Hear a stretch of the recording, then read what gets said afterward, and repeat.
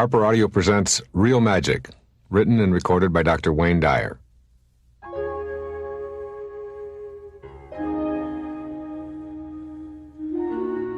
According to the illustrious magician Harry Houdini, magic is achieved through illusion. Late in his career, though, Houdini alluded to something that he experienced which he called real magic. He apparently had acquired the ability to produce results that were in fact unexplainable. Real magic is the title of this tape because I became attracted to the paradox inherent in those two words. You, like most people, are probably convinced that if it is real, it cannot be magic, and magic, it cannot be real. However, I believe we experience real magic when we transcend the paradox. In the past several years, my life has undergone a magnificent transformation. I find myself on a path leading to levels of awareness and results that I can only describe as miraculous. This unexpected turn that my own life has taken has occurred almost without my consent. I had no grand plan. What I did have was a willingness, an openness to seeing things another way. Now that I've been a witness to miracles in my personal life, I feel compelled to share this new magical awareness. Perhaps you've been drawn to this tape by the same natural flow of life that has motivated me to talk about real magic. As I look back at the entire tapestry of my life, I can see that every aspect of my life was necessary and perfect. Each step led eventually to a higher place, even though that step often felt like an obstacle or a painful experience. Begin right now to reconsider your entire life experience as a beautiful journey toward greater awareness. A simple way to do this is to envision your life as a journey with 3 ascending paths.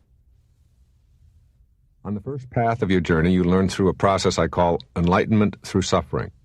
At this stage, you ask, why me, when something occurs that is painful or difficult? After a while, you see, with the benefit of hindsight and suffering, that it allowed you to move on to another life experience of great value. You realize that you had to experience the pain in order to transcend it. Some people continue this cycle their entire lifetime. They never seem to get the message that unless you learn from your mistakes, you are doomed to repeat them. For persons in this category, real magic remains unavailable. If you recognize the first path as a pattern in your own life, then you probably have moved up past suffering as your means to learning to enlightenment through outcome. At this level, you develop a knowing that says, there are no accidents. Everything I am experiencing is necessary for me to move ahead to the next step. This is a shift of paramount significance. The shift in your mind allows you to look at the outcome of an event or experience and what you can learn from it. Instead of a poor me approach, you shift to a learning approach. You ask yourself, how can I create the outcome I want with what I'm presently experiencing? Many people spend their entire lifetimes on this second path. They see obstacles as opportunities. Living at outcome is far superior to living at suffering. What is missing in their lives, however, is the possibility of experiencing real magic and the ability to make miracles happen. For this, one needs to go to the third path on this metaphorical journey. I call the third path purpose. Learning that you have a heroic mission and getting in step with that mission is the path I'm encouraging you to take as you begin to introduce real magic into your life. Everything in the universe has a purpose. The invisible intelligence that flows through everything in a purposeful fashion is also flowing through you. Here's one way to begin the process of getting to purpose. First, think about the concept of eternity. No beginning, no end, just like the concept of God or nature or the universe. Try thinking of your life as a parenthesis in eternity. The parenthesis opens the moment of your conception and closes at the instant of your death. The space within this parenthesis is your life, surrounded by something called eternity. There is something that is very much a part of us that is invisible. Call it mind, thoughts, consciousness, soul, or even Louise if you like. The invisible self, the part that is not your physical sensory self, is the part that can contemplate eternity. If you even mildly accept the notion of eternity, then it is real for you. Remind yourself that everything exists for some reason as a part of the perfect intelligence that is the universe. Next, right here and now, go back to being a child again in your mind. You will see that the childhood experiences, whatever they were, helped that little person you were to become the adult you are today. I'm not asking you to judge, like or dislike, approve or disapprove. Simply see that each experience led to the next and offered you something to grow on or not to grow on. As you travel backwards in your mind, you can go all the way back to your infancy, right back to your very beginning. Mentally, contemplate the speck of time immediately preceding your conception when you were still part of eternity. There had to be an instant when, for whatever reason, You came from what we call nothingness to somethingness. The question I pose to you is, why? I suggest that your presence in the world of form has a grand mission and that you can discover and begin thinking, feeling, and behaving in ways consistent with that mission. For me, Wayne Dyer, in the 1990s, I have gone back in my meditations and discovered why I showed up in form back in 1940. It feels very clear to me. I accept that I was born to accomplish certain things, and that each and every experience of my life since conception has led me to this purpose. My purpose is to give, to serve, to promote peace and prosperity, and to become totally, unconditionally loving to all people. Getting to purpose in life, by going within and discovering that purpose is about loving unconditionally and serving, alters one's worldview dramatically. Miracle making is then just around the corner. Suffering decreases measurably because the emphasis ceases to be, why me? When you go beyond outcome in life, you find yourself unconcerned about what's in it for you. You go beyond success, achievement, and performance as indications of your life's mission. Your purpose takes hold and you gain a sense of joy and inner harmony, knowing that you are divinely fulfilling your reason for being here. Once you begin the journey toward a life on purpose, you enter the realm of real magic. When you are on purpose, you are truly flowing with life, experiencing a kind of harmony that comes from not having to strive for something else. You sense that you're being watched over, and your actions come from this inner beatitude of rightness or centeredness. Live your life entirely on purpose and renounce any and all credit that may come your way from your actions. Be consistently aware of the need to serve God and to serve others in any and all of your actions. This is the way of the miracle worker.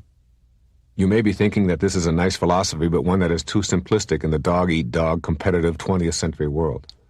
I acknowledge and respect your reservations. In fact, I lived with similar skepticism for the larger portion of my life. I can only say that miracles and real magic began to show up in my life when I got myself to purpose. Only when I stopped being concerned about what was coming to me was I able to be in a state of grace. Get yourself aligned with your purpose.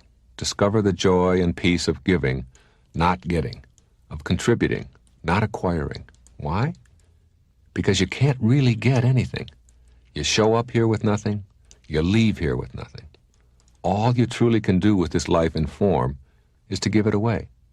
Purpose is always about giving. When you experience giving, serving, loving, and promoting harmony, you will feel the difference within yourself. As you prepare for this exploration of real magic, you may be asking, how will I do it? What if I need help? I want to help you find your answers. The ancient Zen proverb says, when the student is ready, the teacher will appear. Let's examine the 4 key words in this Zen proverb. Student. Be a student. Stay open and willing to learn from everyone and anyone.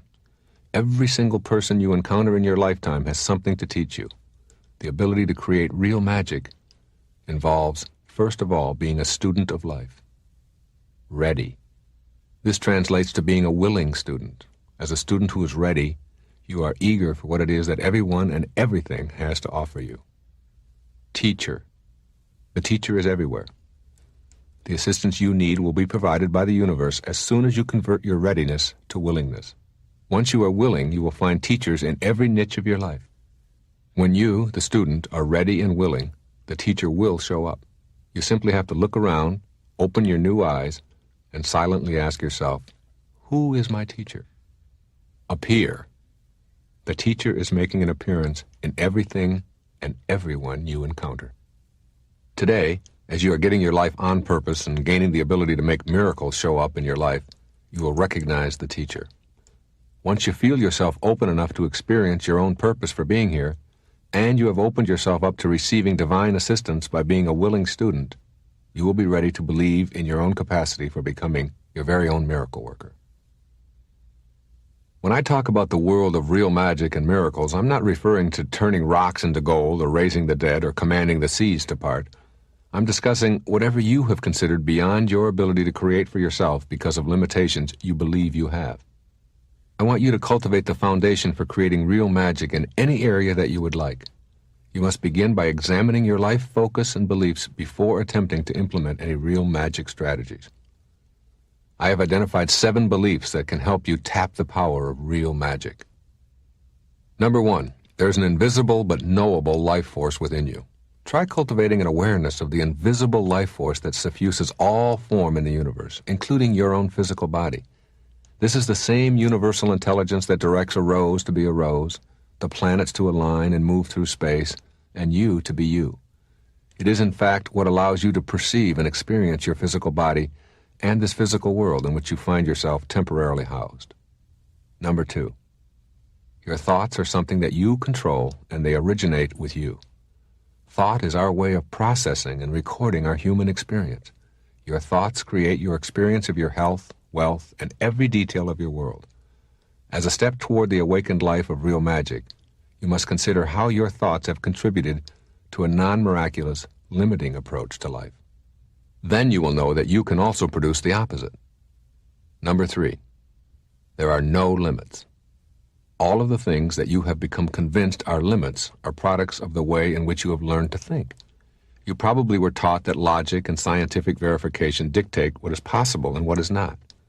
But people who believe only what they can see or prove scientifically are limited by the current level of sophistication of our measuring devices. Be a person who accepts no limits in your mind. None. Number 4, your life has a purpose. The entire universe is an intelligent system. The invisible part of you, your thoughts and feelings, are also a part of the intelligent system that is you. What I'm asking of you here is to simply know you have a purpose, and then you'll be on your way to being able to create a miracle of your life in any and all areas of your choosing. Number 5, you overcome weaknesses by leaving them behind. You cannot outthink your weaknesses and limitations. What you can do is leave that stage of your life behind you and walk through the gate into a new way of being. You leave behind the belief that you cannot change, and you will leave behind the physical activity that has supported that belief. Picture it behind you, look back at it, and know that you no longer live that way. Know this to be a truth, and you'll soon see yourself creating real magic in your life. Number 6, examine what you believe to be impossible, and then change that belief. Take an inventory of what it is that you believe cannot happen in your life. Vow at the very minimum to rid yourself of these beliefs. If anyone ever on the planet has overcome a diagnosis of terminal, then know that such a capacity exists within all of us. This universal law that created miracles has not been repealed and never will be. Go to work on that thought right now, in this moment, which is the only physical reality you have. Number 7, go beyond logic. Try to let in the idea that there is another dimension that is very much a part of you, which has nothing to do with logic or scientific validation. You have never seen, touched, smelled, or physically felt a thought or a dream or a feeling, yet you know they exist. And so it is with a portion of your humanity that I call your soul. There are some who will never believe it unless they see it, and others who will see it because they believe it.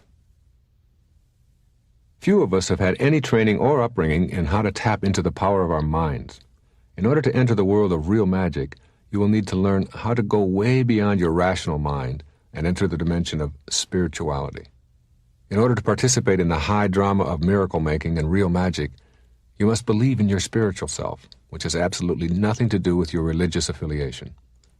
Once you have the experience of this invisible dimension and know this higher place that you can go to within your mind, you will have shifted from being an exclusively physical person, a human being having a spiritual experience, to a spiritual being having a human experience. You have the capacity to create miracles and live a life of real magic by using your invisible self to influence your physical reality. When you truly become a spiritual being first and a physical being second, and know how to live and breathe in this new alignment, you will become your own miracle worker. When you examine the lives of the most influential people who've ever walked among us, you discover one thread that winds through all of them. They have all been aligned firstly with their spiritual nature and only secondarily with their physical selves. Without exception, all of our greatest teachers have been spiritual beings. They didn't limit themselves to the 5 senses in any way. All of the great teachers and doctrines, including Christianity and Buddhism, Judaism, Islam, Sufism, and Confucianism, have left us with a similar message. Go within. Discover your invisible higher self. Know God as the love that is within you. Becoming a spiritual being is synonymous with being a miracle worker and knowing the bliss of real magic. The differences between people who are non-spiritual or physical-only beings and those that I call spiritual beings are dramatic. I use the terms spiritual and non-spiritual in the sense that a spiritual being has a conscious awareness both of the physical and the invisible dimension, while the non-spiritual being is only aware of the physical domain. Here are 12 beliefs and practices for you to cultivate as you develop your abilities to manifest miracles in your life. Number 1. A spiritual being knows that there are other senses beyond the 5 physical senses. The non-spiritual being lives exclusively within the 5 senses, believing that if you cannot see, touch, smell, hear, or taste it, then it simply doesn't exist. As you work toward becoming a spiritual being as well as a physical being, you begin to live more and more consciously within the invisible realm. Hence, a whole new world opens up. Number 2. The non-spiritual being believes we are alone in the universe. The spiritual being knows he or she is never alone. A spiritual being is comfortable with the idea of having teachers, observers, and divine guidance available at any time. For the non-spiritual being, this is all hogwash. This is a physical-only universe to the non-spiritual being, and the goal is to manipulate and control the physical world in any way that we can. Spiritual beings know that they are not alone, and that they can use their own divine guidance to become miracle makers in their own lives. Number 3. The non-spiritual being is focused on external power. The spiritual being is focused on personal empowerment. External power is all located in the dominance of and control over the physical world. This is the power of war and military might, the power of laws and organization, the power of business and stock market games. By contrast, the spiritual being is focused on empowering himself and others to higher and higher levels of consciousness and achievement. It is true empowerment to know that one can live in the world with others who have different points of view and have no need to control or vanquish them as victims. Once you no longer need to dominate others, to acquire more stuff, or to control the environment around you, you will have shifted your focus from external power to personal empowerment.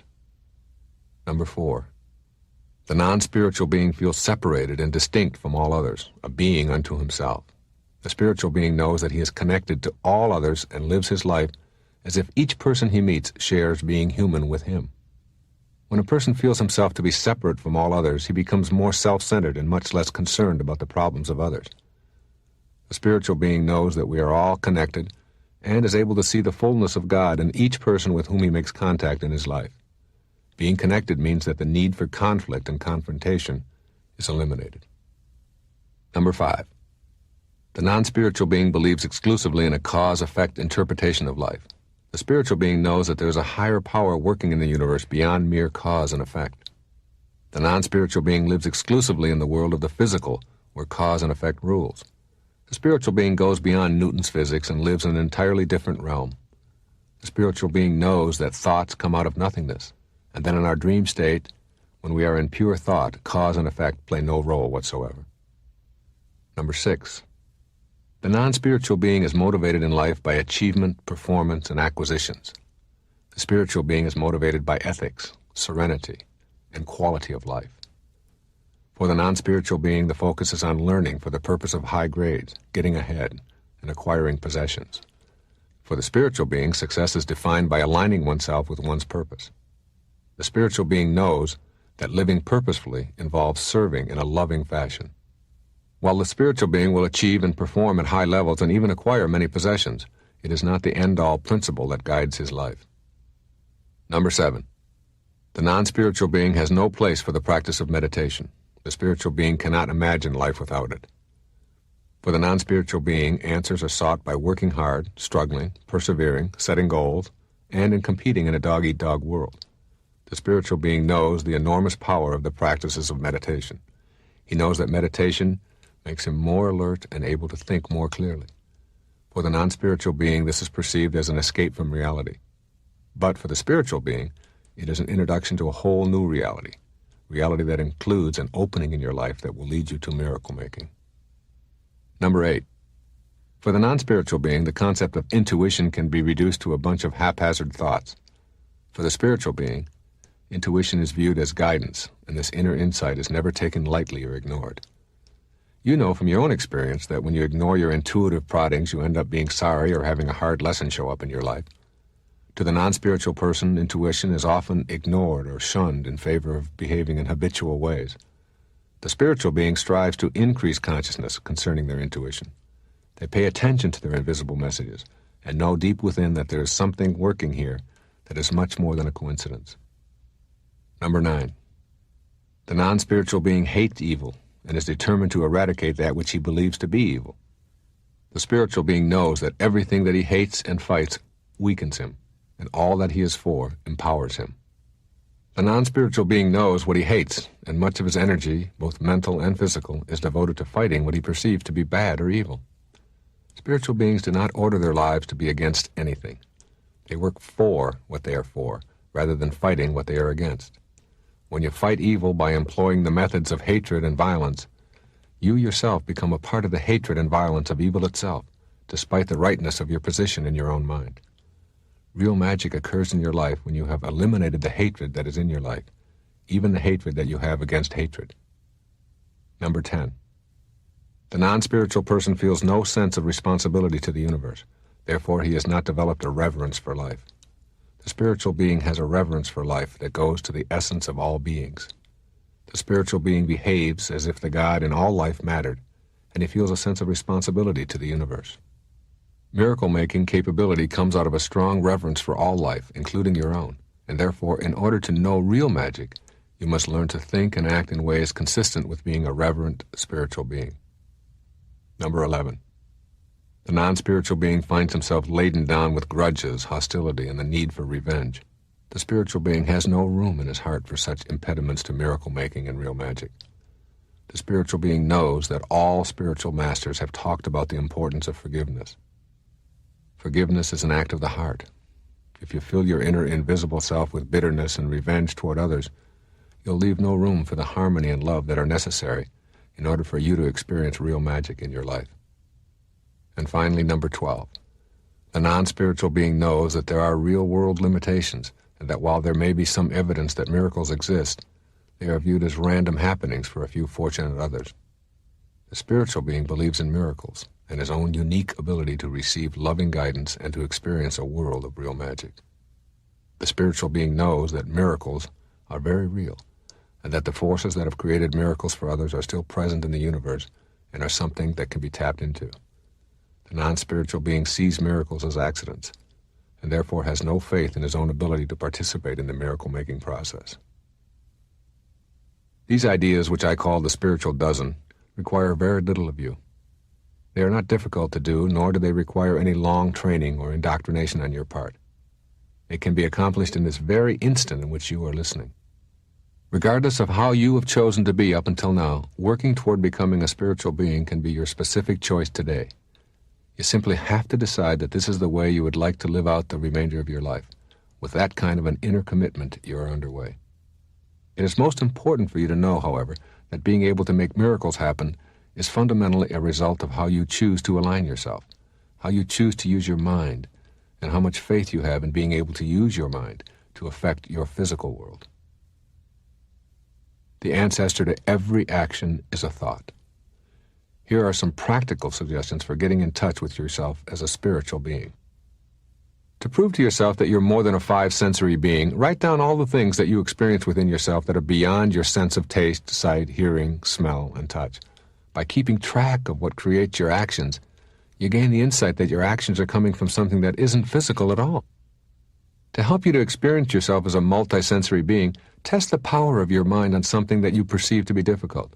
Visualize yourself doing something such as improving a golf swing, or not having a drink at a cocktail party, or jogging for a mile. Describe it in detail in writing or record it on tape. Do this several times and see if you can manifest the vision in your physical world. When you do, you will have broken through the limit of your five senses. To get acquainted with the reality of your invisible world, question the pure physical evidence reported by your five senses. Your senses tell you that the world is standing still and you are moving upon it. But you know that the world is traveling at dizzying speeds. Assess how much your five senses delude you about your own reality, and then ask yourself why you put so much faith in those senses. To make contact with divine or spiritual guidance, just for a day, suspend your skepticism. Give yourself a gift of a quiet place and a quiet hour all to yourself. Ask for assistance in an area that is troubling you. See if you can create an image of receiving help from a guide that cares about you and wants to extend love toward you. I can guarantee you that if you make this a regular habit, you will begin to go to this magical inner place regularly, and you'll receive the guidance that has previously been so elusive. What you will be doing is making direct contact with your higher self, with the divine intelligence that is always with you. To connect with the invisible dimension we call death, keep track of your dreams, particularly those dreams in which you were in the presence of someone who was in your life but has now passed on. When you're able to make contact with those souls in your dreams and experience how real they still are, you will see that aging and death are only realities for the five-sensory world. You will have an awareness of your own immortality, and you'll begin to know that those whom you've loved and who have passed on are not truly gone from your life. They are there and available for you. To extend your sense of guidance in your life, begin to know that you do not have to sleep to make contact with a soul. If you can connect with the higher dimension in your sleep, work at believing that the same connection, the same loving guidance, is available to you whenever you choose to recognize it. To find models and companions for your journey, read about the personal experiences of people you admire. As you do, look for the spiritual dimension in their personal journeys.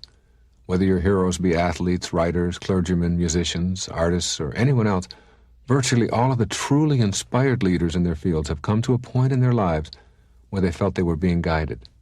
They knew that they were not alone, and they began to trust divine guidance in reaching levels they believed could not have been achieved otherwise. To learn new ways of sharing, examine your behavior toward those people in your life that you feel a need to dominate or control.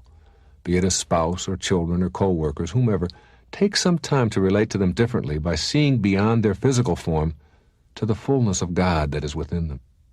Once you begin to see past the physical body of those around you, you will begin to relate to the very same invisible force that flows through you and them. To practice a life without a focus on control, attempt to help someone do something for themselves where previously you would have instructed them how to do it. Replace the search for external power with genuine, authentic power, which is the ability to empower others to take control of their own lives. To demonstrate to yourself that you're not alone, picture yourself connected by invisible strings to everyone that you encounter. In this way, you will begin to treat others as if they are truly a part of you. You will have a tendency to extend love and help rather than feel enmity and competition. To recognize how you've been taught to hate, make a mental note of all the people whom you regard as enemies. Realize that you've been taught to hate. Few people understand the simple message: the enemy is hate itself. Rid yourself of this hatred and fill yourself with harmony. This does not imply that you should be victimized by the ugly actions of others. What it means is that you do not have to have hatred and killing in your heart. To put yourself in touch with the non-physical universe, become comfortable with the concept of nothing. Your thoughts come out of the silent, empty space of your mind. From nothingness to a thought, effect without cause in the purely physical sense. Miracles do not need a physical cause. Allow yourself to experience the something out of nothing phenomenon. To put yourself in touch with your non-physical self, remove yourself from the physical world for a brief period of time. Quietly, within your own mind, let go of each of your senses, as you do every night while you're sleeping. The more you are able to let go of your attachment to your body through your all-knowing, all-powerful mind, the less you will use your physical state as a way of assessing your life. To keep your focus on purpose rather than on outcome, keep your mind, body, and soul totally in the moment of your activity. In all of your activities, stop and ask yourself, truly, why am I doing this? You will find that the outcome, win, or the reward, is just as fleeting as the moment you participate in the activity. Stay on purpose in your activities, rather than focusing on the ultimate reward. To rid yourself of a preoccupation with valueless things, rethink your attitude about your possessions. Make an inventory of everything you own. Is there anything that you would die for in that list? Now think about your values, your ideals, your loved ones, and ask yourself the very same question. You know what your priorities are. They all have to do with what you think and believe, not what you own. Stay on that purpose, and you will find yourself automatically shifting to a spiritual focus in your life. To conduct yourself on a spiritual plane, begin living one day at a time, emphasizing ethics rather than rules. Keep in mind that some of the most despicable human behavior has been conducted in the name of, I'm only following the rules. The rules or the laws told black people to sit in the back of the bus. The laws said owning a submachine gun was fine. People who live by ethics have moved away from arcane, victimizing rules. Be that kind of a person for a day. Get yourself away from the rules and live ethically. To become more peaceful with yourself and the world, give yourself a quiet time alone daily for 1 week. This is extremely important and something that you will quite likely resist. Set aside 30 minutes or so to be alone and peacefully go within and quiet your mind. If you stay with it, I absolutely, emphatically guarantee that you're going to begin to discover a part of yourself that will provide you with all of the loving guidance you need in every single area of your life. To befriend and cultivate your intuition, treat those inner proddings that crop up in your mind as welcome guests instead of labeling them as nothing but random hunches. Develop a dialogue with that intuitive voice and simply note what you learn or what happens in the next few days as a result. The next time you have an intuitive notion, choose to follow its lead.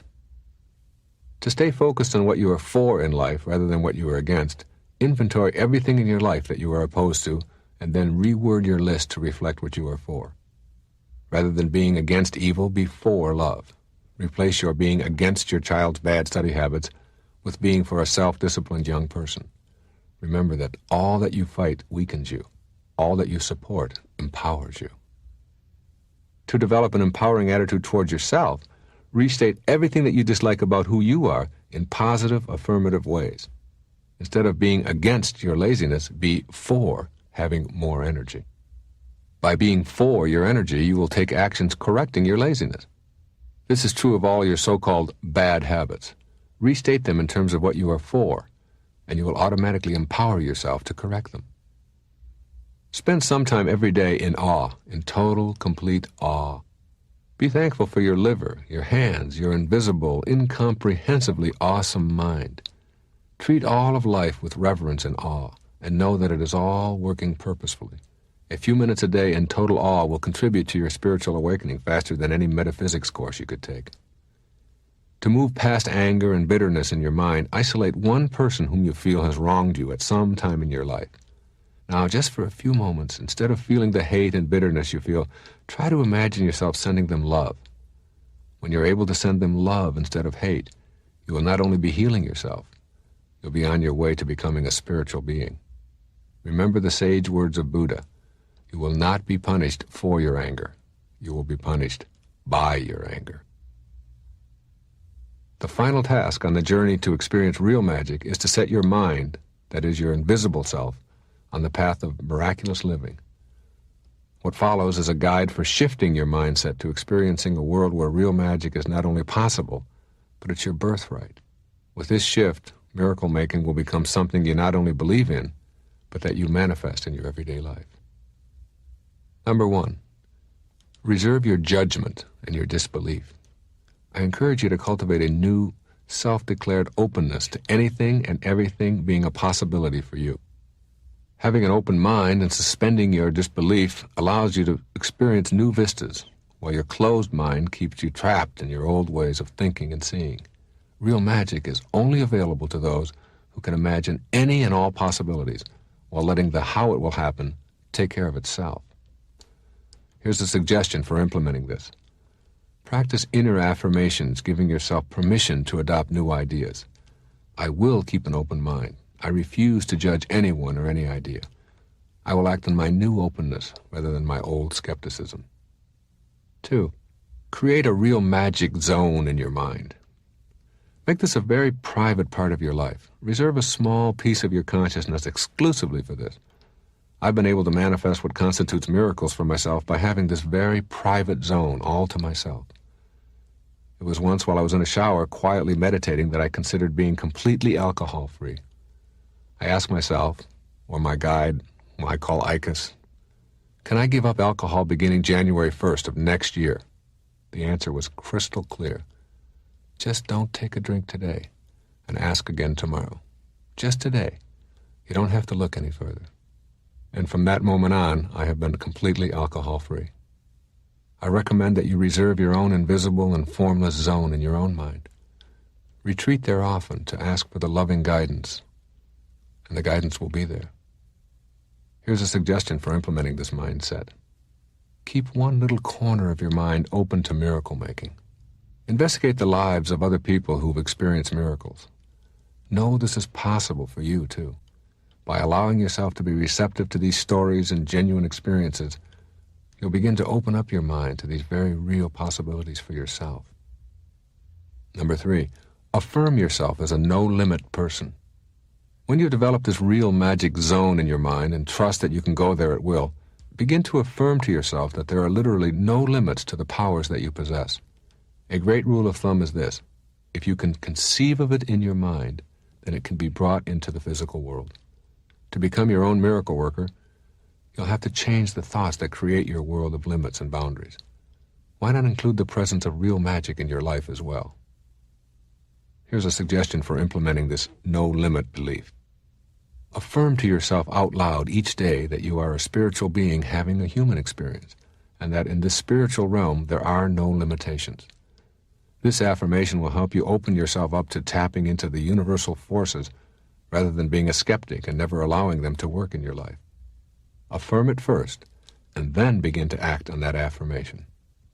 Number 4, develop a new mindset toward the concept of intuition. You really must become comfortable with the idea that strong inner pleadings and sudden hunches are truly inner voices offering you guidance. Think of your intuitive self as God talking privately to you, just as you talk privately to God and call it prayer. I'm absolutely certain that you have numerous stories of times that an inner voice prompted you to behave in what seemed to be an irrational way and turned out instead to be life-saving. It happens to everyone. Most of us get these intuitive signals on a regular basis. Your intuition, that fuzzy inner voice that you hear so often, is a part of your life. It's there. It's real. Pay attention to it. Here's a suggestion for implementing this new mindset. Practice listening to and following your intuition just one day at a time. Try following one of those hunches in a new way just once today. Forget about the outcome and remind yourself that by listening to these intuitive proddings, you overcome an inner mental inclination to ignore them. Number 5, discover the secret that sits in the center and knows. Become familiar and comfortable with the notion that nothingness has something to offer you on your path to real magic. Consider, it's the space between the notes that makes the music. A note without space is one long sound. No nothingness, no music. Consider this: a room is not a room without silent, empty space within, surrounded by the shape of material form. No nothingness, no room. And so it is with you. You too are material form surrounding the invisible, silent emptiness that is also you. Without that nothingness inside, there can be no you. It is out of that secret in the center that you will be able to create miracles for yourself. Here's a suggestion for implementing this. Remind yourself that the world of form surrounds invisible emptiness. Remind yourself that you are form surrounding the invisible life energy. The more you trust that your life is on purpose and that you will not be misguided, the more you will commune in the peaceful, harmonious world of real magic. Number 6, learn to learn through knowing and trusting rather than doubting and fearing. Much of your learning has likely involved questioning your ability to gain a particular skill. You were taught to doubt in a culture that stressed, you can't, it's wrong, you don't have the right background or the right credentials or the training or the experience. Out of doubt came a fear of your greatness, a fear of disapproval, a fear of failure or intimacy, and even success. If you want to become acquainted with real magic, fear and doubt must be replaced with trust and a strong reliance on internal knowing. Keep in mind as you shift to this new consciousness that behind fear is powerlessness. That which you fear you are fighting, and fighting always weakens you. Behind trust is empowerment and love. It is your choice always, and the choice begins in that amorphous inner world of the mind. Here's a suggestion for implementing this new mindset. Just for a few minutes today, in your encounter with strangers, shift to knowing and trusting as your way of interacting. Let go of the doubt and treat that clerk or that telephone contact with trust and confidence. This business of learning through knowing and trusting serves you in millions of ways. Try it. Suspend your doubt and fear and trust that things will work out. Number 7, affirm that your intention creates your reality. Memorize and continually remind yourself, my intention creates my reality. Intention is the energy of your soul coming into contact with your physical reality. What you see around you, who you associate with, how you function daily, and virtually everything about the physical you is a result of your intentions or how your thoughts became energized into action. Creating miracles in your life comes from your intention to do so. Not your wish, not your desire, not your goal, your intention. Then and only then, you'll begin to turn that same potential into your reality in the material world. Here's a suggestion for implementing this. Rather than simply laying out goals or wishes for how you want your life to go, try shifting to the active language of intention. I intend to heal myself of this illness, rather than I wish it would go away. The concept of intention, of applying action to your inner pleadings, will allow you to activate what needs to be done in order to complete the thought and make it a physical reality. This is the very stuff of which miracles are comprised. Number 8, experience surrender and satori. Surrendering is the equivalent of putting inspiration into your life. When you are inspired, you feel purposeful. When you trust in the invisible intelligence of the universe, you feel guided. It can happen in a moment, and it often occurs just that quickly. In Zen, they call this process satori, which translates roughly to instant awakening. This feeling of satori is a result of an inner decision to be at harmony with yourself and your physical world. It's really a decision to surrender. You can very likely look back to some significant positive shifts in your own life and realize you experienced a moment of awakening. This is the surrender moment called satori. Satori is available to you every moment of your life. It can only come if you have an openness to it and if you're willing to surrender. Just simply trust. Become still and then listen to your own mind. Be guided by an awakened attitude of surrender. The rest will happen as you see the light or experience the glorious feeling of satori. Here's a suggestion for implementing this. Think of the habits that have plagued you for a long time. Determine to go through the gate and change unwanted habits one day at a time. Recall the wisdom of satori. Surrender to a new consciousness, a thought that whispers, I can do this thing in this moment. You've awakened just for this moment. Now go to the next moment with this same surrender, not thinking about tomorrow or anything in the future. This is how you go about making those seemingly difficult changes, one step at a time with an inner grace that allows you to surrender and stop the fighting. Number 9, learn to act as if the life you visualize is already here. Act as if that which you perceive in your mind is already here in the physical world. You create your thoughts create your intentions create your reality. Consequently, you must begin to ignore your own doubt about the importance of your inner world and start acting as if the images you desire are already your reality. Here's a suggestion for implementing this new mindset.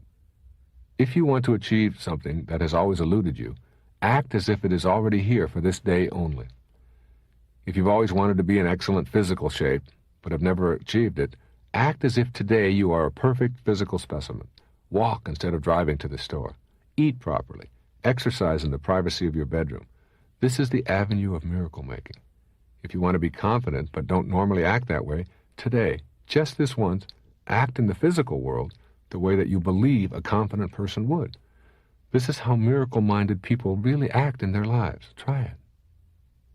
Number 10, live according to your spiritual self first and your physical self second. In developing your mindset for real magic, you must begin the process of living primarily according to your spiritual self. Miracles will only occur if the choices you are making are in concert with your spiritual self. Your first responsibility is to your spiritual side. Consult your mind before acting, and therefore become authentic to yourself. It is nothing more than an internal shift. There is no need to rid yourself of physical habits nor pretend that your physical longings don't exist. Instead, what you do is you rearrange your priorities, making first contact with your soul, paying attention to it first, and allowing your behaviors in the physical world to flow from those new thoughts. Look within and listen, and your priorities will be clearly seen and heard by your physical self. Here's a suggestion for implementing this. Rearrange your priorities just for a day. Make your mental images the most important part of your life and live according to them just for this day. See yourself having a pleasant, lovely evening with your spouse or your loved one. Don't let this picture go. This is in alignment with your spiritual self first. It's all still an invisible thought. Now act that thought out exactly in the manner which you first created it in your mind. By aligning yourself here first and keeping that priority uppermost in your mind, you'll soon see how easy it is to keep that alignment operating throughout your daily life. Number 11, study the paradox. You can never get enough of what you don't want. Consider all of the things that people do not want. The alcoholic despises the alcohol which consumes his life, yet he can never seem to get enough of it. So too the drug addict. So many of us disdain the money that seems to run our lives and the need to chase it, yet we never seem to get enough of it. That which you crave sends an unwritten, unspoken message to you. I am incomplete without that which I crave. If I get it, I will be more whole, more complete. But this is an illusion. Since you already are it all, you do not need anything else to complete yourself. When you truly know this, your wants disappear, and you're able to do nicely without that which you don't want, but mysteriously keep on craving. When I gave up the pursuit of money, more of it flowed into my life than I had ever known before. When I gave up needing to be right, I gave up the anger and the grief that accompanied that need. When you know that you're already complete, already whole, the pursuit of things which you truly do not need or want diminishes, and your life takes on the delicious flavor of purpose. Here's a suggestion for implementing this mindset. Create an inventory of those things in your life which you continue to pursue, but truly do not want in your life. Now create an inventory of what you would like next to the one you've just outlined. Rather than deception, you might substitute truth in your relationships. Rather than booze, you might substitute 8 glasses of water a day. Rather than anger, you might substitute love and harmony. By assessing that which continues to rain into your life because you're letting it in and encouraging the leaks in your life, you'll automatically have the handle on a new way of eliminating the erosion in your life. Inventory your life. Get it on purpose. Number 12, ask nothing of anyone and practice unconditional acceptance.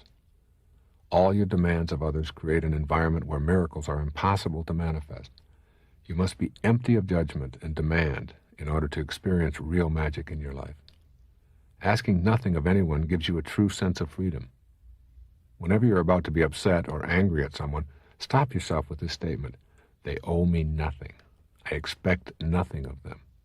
I'll just accept them where they are right now. You'll find that 2 days of practicing this attitude will convert you quite nicely, particularly if you practice this with the person to whom you are the closest.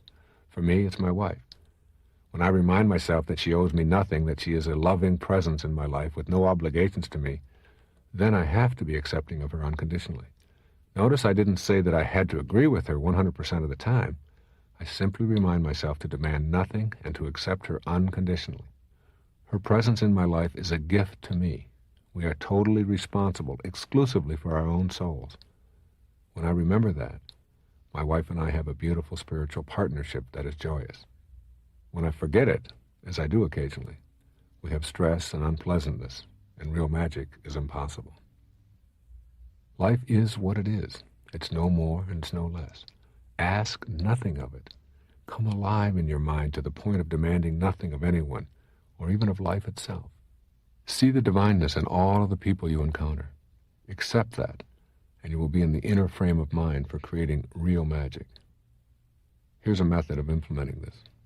Give yourself a day to ask nothing of anyone. Your spouse, your children, your co-workers, everyone that you encounter just today, decide to give to instead of taking from. You will soon see the less you expect from others, the less demanding you are that they serve you, and the more will come your way. Just give love and unconditional acceptance to those you encounter and notice what happens. How can you be angry or hurt when you have no expectations? Number 13. Begin to develop authentic power for yourself. To be authentically powerful, your power must not reside in how others react to you, nor exclusively in your physical strength or appearance. Authentic power is not located in the physical body because of the inevitable changes that transpire in the material world. Authentic empowerment is found on the path of alignment with your soul's purpose. With each step that you take to align yourself with your soul's purpose, you further empower yourself. As you listen to this tape, remind yourself that your objective is personal empowerment, to literally become your own miracle maker. When you become realigned, you will follow your inner signals almost effortlessly. The physical temptations will remain, and occasionally you will allow them to win, but your new spiritual alignment will dominate your life, and a periodic slip will not dislodge your authentic self. Align yourself to the soul.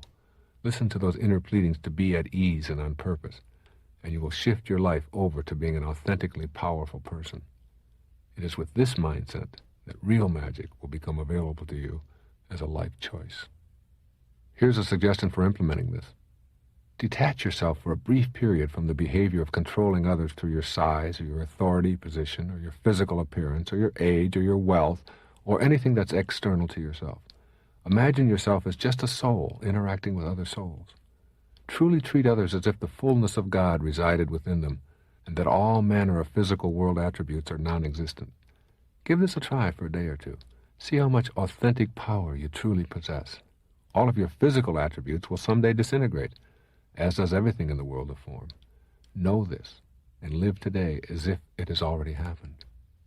I often do this with my little children. I imagine myself without my adult-sized body and all of the power that goes with being grown up. I try to relate to them for a period of time, say on the way to school, as if we were all without bodies and only our thoughts and souls were present in the car. I see how empowering this is to them and to me. I listen to them rather than giving them orders. They see me as a loving guide rather than a big person father who can make them do what I want them to do. Give up your need to control and substitute a kind of unconditional acceptance of those you meet as soulmates, all equal in the eyes of God. You will be surprised at how you will empower others as well as yourself when you shift your inner world away from domination and control to one of unconditional respect and loving harmony. And finally, number 14, practice daily meditation. This is all-out crucial. Learn how to meditate and make meditation an integral part of your daily life. This final step in creating your miracle mindset is, for me, the most significant. 5 years ago, I couldn't imagine myself meditating on a regular basis. Today, I can't imagine myself or my life without it. It's the vehicle I use to create the state of mind I've been describing. Meditation teaches you to be peaceful, to remove stress, and to receive answers where confusion previously reigned, to slow yourself down, and ultimately to be able to go to that peaceful place at any time. And I do mean any time. In the middle of a business meeting, in the midst of a tragedy, or during an athletic competition, any time. Meditation can and will help you to become your own miracle worker and come to know the meaning of real magic. There's no right or wrong way to meditate. There's no specific strategy to follow. It truly is just allowing yourself to go into another dimension that is free of the limitations that you experience in your physical world. In your meditative state, you can play out a difficulty or problem in your mind. See it. Experience it first within your invisible self, and then play it out how you want it to go in your physical world. Remember the key. As you think, so shall you be. There are many wonderful books and guides on the subject of meditation by people far more qualified than I am. I will describe how meditation works for me. However, you will only know what it is and what benefit it offers you when you experience it directly. I found that my most valuable meditation times early in the morning. You might want to take that last hour in the morning before you normally would have awakened and devote it to meditation. Don't worry about being fatigued, because it seems that 1 hour of meditation can be the equivalent of an entire night's sleep. My first objective in meditating is to get myself to an alpha state.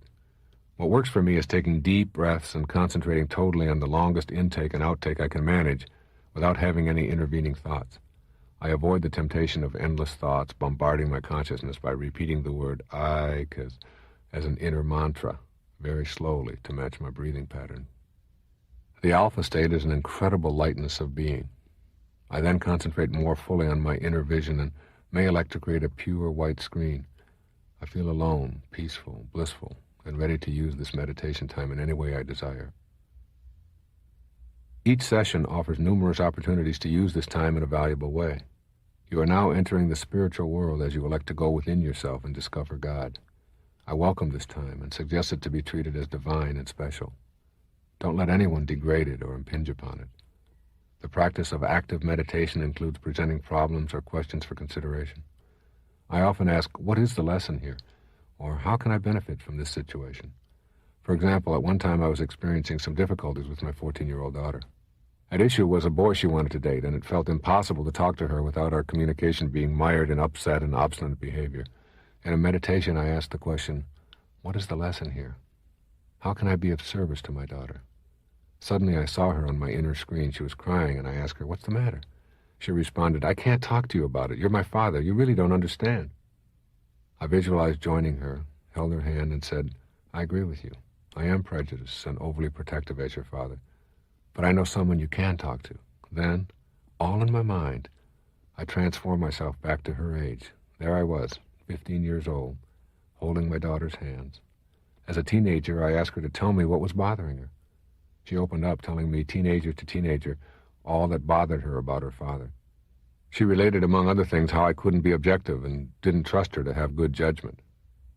When I came out of this meditation, I was crying, but I felt as if I'd made a breakthrough. While it was merely a ritual of the mind, it was truly a miracle in the making. Later that morning, I had perhaps the most meaningful conversation with my daughter of our entire lives. I related what had taken place in my meditation. We sat holding hands, explaining to each other how we felt and vowing to share more openly what was troubling us. The situation was resolved. We hugged each other and said, I love you. I will try harder to hear your concerns. Both of us said these magic words. I've included this little story here as an example of one of the many things you can do while you're meditating. The vehicle of meditation offers uncountable opportunities to resolve conflicts. The guidance is there within you. While meditating, you can ask questions and receive answers. You can also go backwards in your life and relive experiences and be able to see the lessons that each of those life experiences provided. You can commune with those who were once in your life and are now either in a different part of the physical world or who have left this physical world. You can learn to get to the heart of any illness that may be a part of your life, blessing the discomfort or disease and seeking the illness's meaning. You also may come into contact with your healing capacity. You can discover that your mind is capable of creating chemicals that will reduce your discomfort and aid your healing. You can learn to ask for and receive the courage to make significant changes away from addictive poisons and unhealthy lifestyles. You can also just simply empty your mind and quietly go within and allow whatever guidance is there to come to you in that quiet, empty, silent space within you. After meditating, I enjoy a continuation of the experiences of that incredible lightness of being. I feel centered and focused and relate to others, seeing the fullness of God in them. I really cannot emphasize enough how valuable the practice of meditation is for me. My technique is my own. It's not part of any formal meditation training. It works for me, and it has evolved, as will yours, from having the intention to make contact with this higher part of yourself. When you believe it is there, you will discover how. There are many wonderful books and guides available to assist you in the how, but at this point, you need the intention to discover it for yourself. When you have committed yourself to achieving your miracle mindset, you may find the following checklist helpful. These 14 suggestions are only a beginning, but they are the keys that can unlock the door to real magic thinking in your daily life. Here's a review. 1. Reserve your judgment and your disbelief. 2. Create a real magic zone in your mind. 3. Affirm yourself as a no-limit person. 4. Develop a new mindset toward the concept of intuition. 5. Discover the secret that sits in the center and knows. 6. Learn to learn through trusting rather than doubting and fearing. 7. Affirm that your intention creates your reality. 8. Experience surrender and satori. 9. Learn to act as if the life you visualize is already here. 10. Live according to your spiritual self first and your physical self second. 11. Study the paradox, you can never get enough of what you don't want. 12. Ask nothing of anyone and practice unconditional acceptance. 13. Begin to develop authentic power for yourself. 14. Practice daily meditation. Once you have the inner way, The outer way will follow. This tape emphasizes your unique capacity to create real magic in your life. The central premise is that you become what you think about all day, and those days become your lifetime. It is my belief that you have been taught the physical limitations of your own body. You have been taught what it can do and how well it can do it, how often it gets sick or injured, how difficult it is to stay at perfect health, approximately when it will die, and what diseases and addictions it can and cannot overcome. You've been subjected to what amounts to an indoctrination of your own limits as a physical being. This section will help you unlearn most of what you've been taught. To create the miracles that you seek in your physical body, you will need to follow some new strategies. I know that you are already a physical miracle waiting to unfold. I'm absolutely convinced that you can have it all when it comes to your physical body, and that you need not experience the limitations that characterize your way of living. I also know that you know what to do about it. You don't need another diet book or another exercise video. What you need is the ability to translate what your mind already knows into physical reality. And this is all accomplished by realigning yourself along the principles outlined in the first part of this tape. Now it is time to get specific about your physical body and get you started on manifesting miracles in your health and physical accomplishments. As you approach this subject of real magic for yourself as a physical specimen of perfection, keep in mind the body that you have showed up in. As you consider what it is that would constitute a genuine miracle for yourself related to your physical being, just ask yourself the questions that are truly important to you. What would you like your body to look like? What would you like it to be able to realistically accomplish? What poisons would you truly like to see out of your body permanently? What healings would you love to see take place? After asking yourself these questions, try this terrific exercise. Stand before a full-length mirror and close your eyes. Now envision precisely what you would like this physical body to be able to accomplish, how you would like it to look, how healthy and addiction-free you would like it to be. Get this vision firmly planted in your consciousness. Now open your eyes and look carefully at the body that you have created. Defining your miracle is the first step toward making it your reality. Remember, your body is only the physical package that houses the invisible part of you we call your soul or higher self. So let's consider what you need to do with your mind in order to create real magic in the realm of your physical body. Become a student of your physical body. In your mind, decide that, in spite of present physical health or abilities, you already are a miracle. Let's assume a nagging doubt is still there and that you want to experience real magic in the physical body that you occupy, but you seriously doubt your ability to do so. What you guarantee with that mental doubt is that you will not receive the guidance and assistance that you need. Your mental doubts are sending real magic away. It is incumbent upon you to examine how to change those thoughts around so as to give yourself the opportunity to create real magic in your physical being. If you are a student truly getting ready to be ready, you will assume responsibility for all that you have created. Then, re-examine how you've used your mind to create the physical body that houses your soul. In order to remove that nagging doubt and transcend that old way of thinking and creating your physical body, take an honest look at how it has been working and then commit yourself to a trial period of change. Once you have firmly entrenched a new way of processing the creation of your physical life, your teachers will begin to show up just as they have all along. But now you'll be in a position to accept the assistance they will provide. You can learn to develop more trust and faith in your body to heal yourself and stay healthy. How? Begin with a review of the 7 steps to achieving real magic as they apply to your own physical body that I presented in an earlier section. 1. That invisible life force. Have you recognized the all-powerful invisible life force that is within you? Learn to tap into this life force when you're trying to understand the physical workings of your body. In order to be a student who is ready, begin to re-examine those negative inner voices and, at the very least, start to challenge them firmly. You must convince yourself of the power of your mind to heal and strengthen itself. You must have this as a belief. Number 2, your thoughts originate with you. Rid yourself of the belief that you are not in control of your body. Give yourself permission to use that invisible will in a way that opens up your physical world to what has seemed impossible. 3. Remember, there are no limits. There is nothing to stop you from converting your illness to wellness. Nothing. If you are hearing this and saying to yourself, he's wrong, he just doesn't know my condition, then that is what you will be using to create your physical body. Your limits will be what you defend and believe. All the negative conditions of your body, all of them, are capable of being reversed in some miraculous way. But only if you know and understand that the limitations that you experience are the result of limited thinking and limited believing. 4. Your life has a purpose. It is very likely that your physical body has been as purposeless as your non-physical self. You must get your body to purpose as well. Seriously seek to discover the lesson embedded in your weaknesses. You can then switch from focusing on suffering to learning what you can from your illnesses, the accidents, or your addictions. First comes suffering, second is outcome, and third is purpose. You will treasure your physical being as a vehicle that houses your soul, and you'll be in awe of its perfection and its beauty. It will be a joy to feed it properly, to remove the poisons, to heal it naturally, and appreciate its perfections.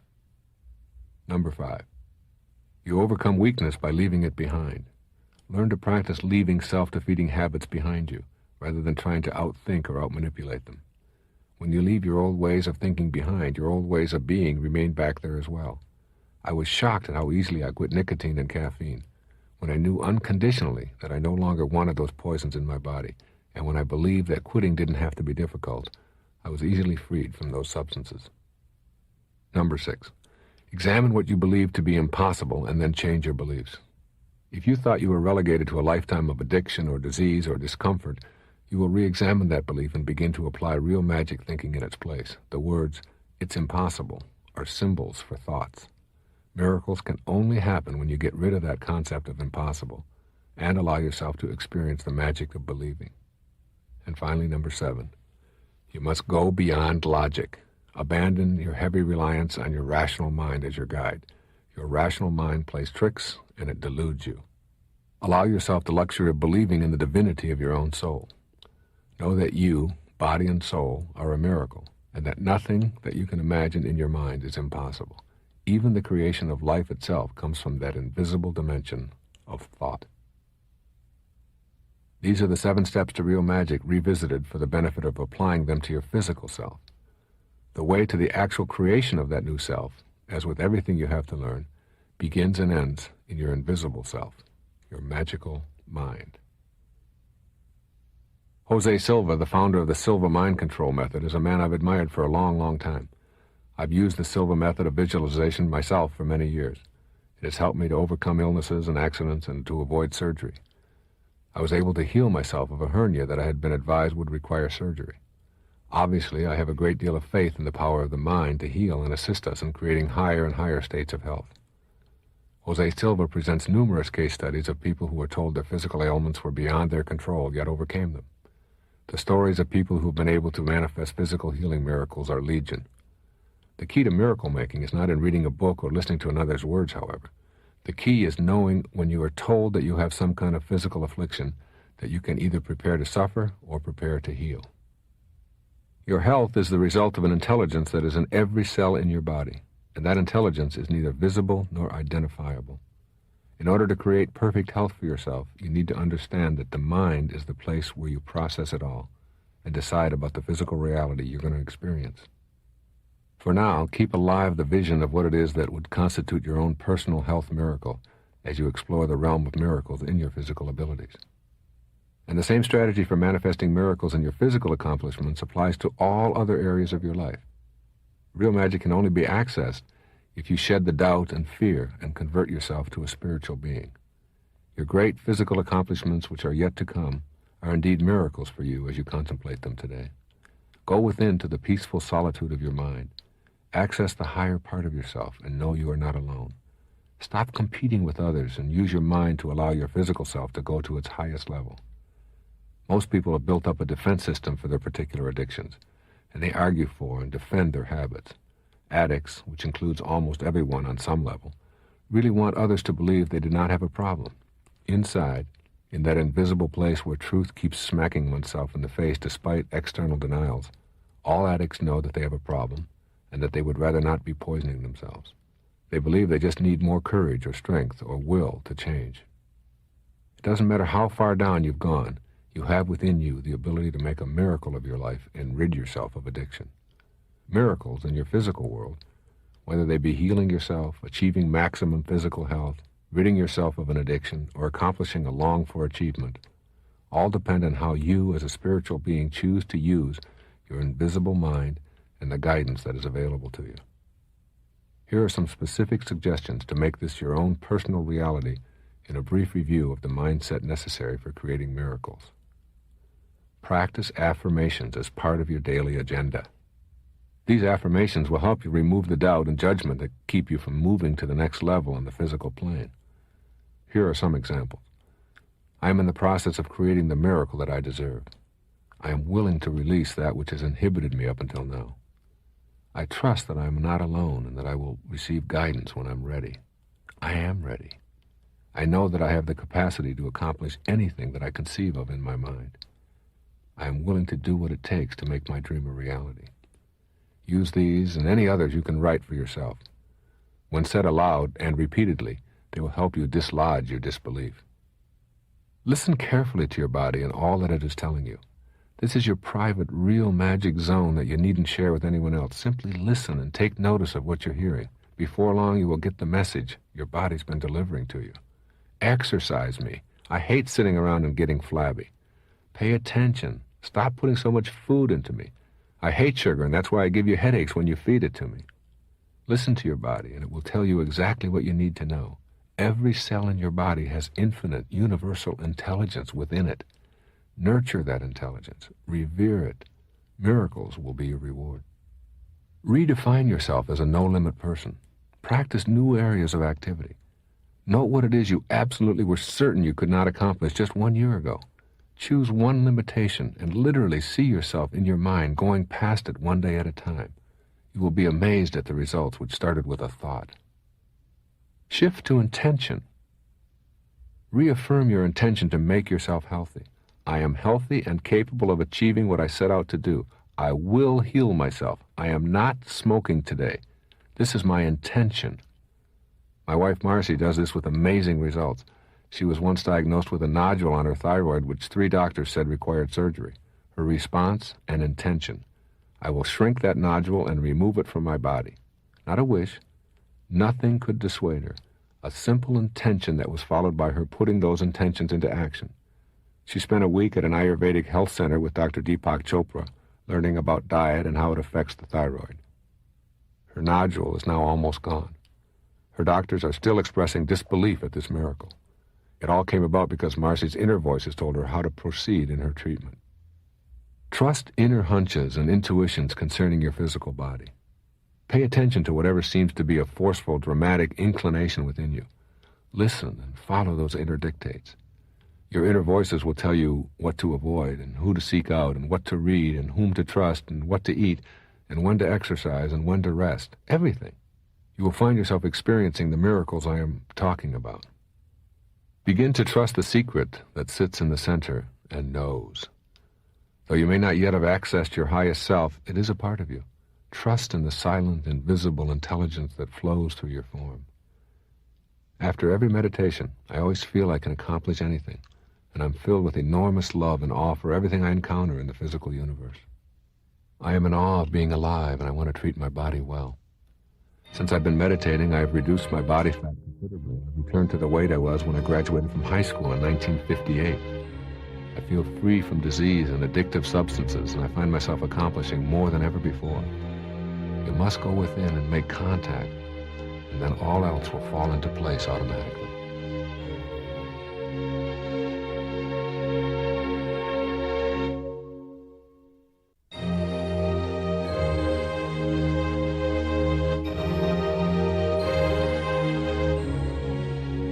Substitute knowing and trust for doubt and fear.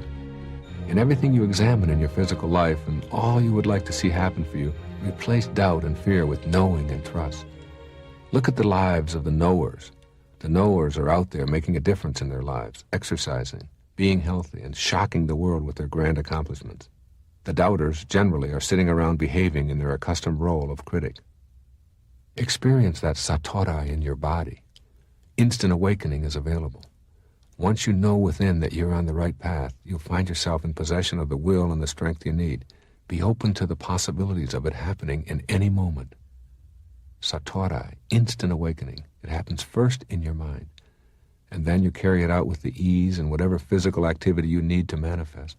Miracles come in moments. Be ready. Be willing. Behave in your body as if it is already what you want it to be. That's right. Fake it if you have to. If you see yourself in your mind as svelte and capable of new and dramatic accomplishments, then act right now as if that is your reality. The more you treat yourself to this kind of belief, the quicker your body will react to the image. Get a picture of yourself looking the way you want to look, acting the way you want to act. And soon that picture will become your reality. Remind yourself that your spiritual side has primary importance. Realign yourself so that your spiritual self has primary importance, and your physical self will then follow. Treat your entire being, body, mind, and soul, as one great big spiritual package that cannot be separated. Be a spiritual being first. Remember each day that you can never get enough of what you don't want. Look at all of your addictions, minor and major. Your body doesn't want that addictive substance or that excess food. The more you poison yourself, the more you convince yourself that you cannot overcome the addiction. This fills you with doubt coupled with fear, and lo and behold, there you are, incapable of getting past your addictive behavior. It is time to stop pursuing what you don't want and to get on to what you do want. You don't need another body. You need to trust in the divine intelligence inhabiting the one you have. Ask nothing of anyone in terms of helping you to get better. Don't expect assistance from anyone in your physical world. Send out love to others. Radiate your divineness out there. But know that no one else can do it for you as you create your own miraculous existence. Remember, you are powerful as a person only if you are giving yourself away. Your power and authenticity as a person will not be measured in duration, but in your donations of love. This is authentic power. Seek power in the physical body you occupy so that you can be even more purposeful, not so that you can control others. Go for authentic power, and you will see your physical body going along nicely for the ride. And meditate daily. Finally, and most importantly, meditate every day or as often as possible. Accustom yourself to going within and seeing your physical self accomplishing all you know will constitute a miracle for you. When you create the picture in your mind and know it there through meditation, it will come about in the physical domain as well. There it is, the world of real magic for you in your physical body. That self of yours is a miracle. That body that you occupy is a miracle. Know it. While I've been talking at length about the inner journey, it still all gets played out in your relationships to others who share this world with you. When you are inspired in your relationships and have mastered how to live peacefully and joyfully with others, your life will be on the path that I've called purpose. In short, you will be experiencing real magic throughout your life when your relationships are in order. Imagine what would be the ideally perfect state for you in terms of how you relate to others. Don't let anything get in the way of this vision. This is your fantasy. How would you like your love relationships to be each and every day? How would you like to relate to your children? How about your relationships to friends and acquaintances?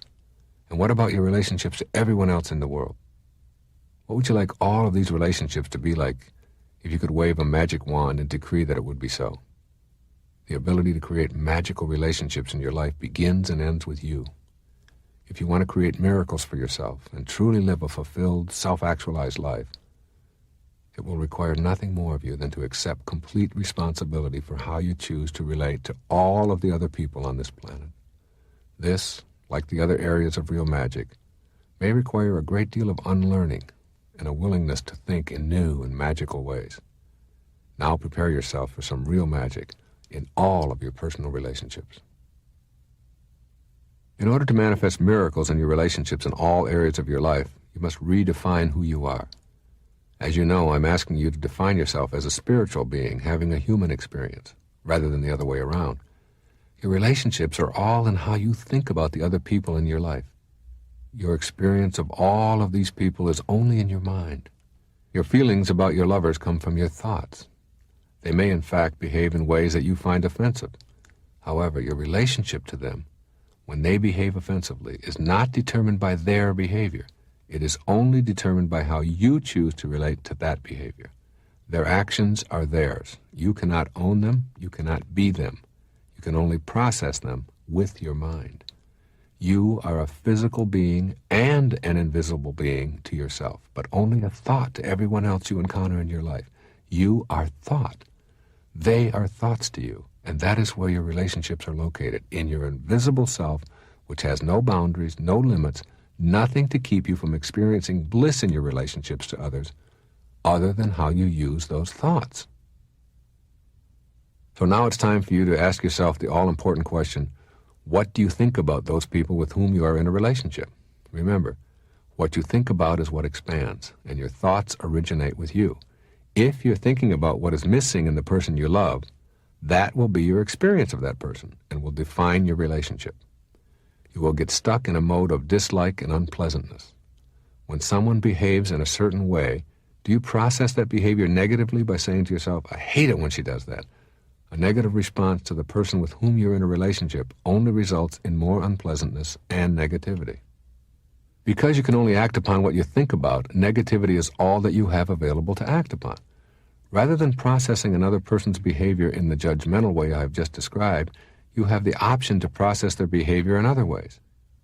You could say, she's on her own path, and right now that is how she must react, but there are so many other qualities I love about her. This may seem like a Pollyanna method for relating to others, and it may even appear to be dishonest at first, since these don't reflect your true feelings. But real magic in relationships means an absence of judgment of others. You really do not define others with your judgments. What you are doing is defining yourself as someone who needs to judge. What you want to do is work hard at creating the exact thoughts in your mind toward others that will match up with the kind of relationships you wish to have. Just as you become what you think about all day long, so too do your relationships become what you think about. Your life and all of the relationships within it are all purposeful. Generally speaking, the quality of our lives is pretty much related to the quality of our relationship to the people in our lives. And, to add a piece to the equation, our relationships reflect how we relate to ourselves. That's right, to ourselves. When you cultivate the awareness of your body, mind, and soul as one, and experience unity within yourself, you are then ready to share this sense of wholeness and holiness with others, and this is where your relationships come in.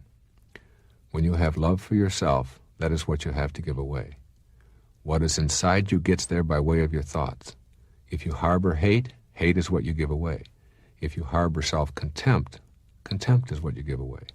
If you harbor love and compassion is what you give away. Your relationships travel the same course you do. If you learn through suffering and questioning why things were not working out, as I discussed earlier, then your relationships also suffered. If you followed the path of outcomes and began to see that there were lessons to learn in life, then your relationships also reflected this pattern.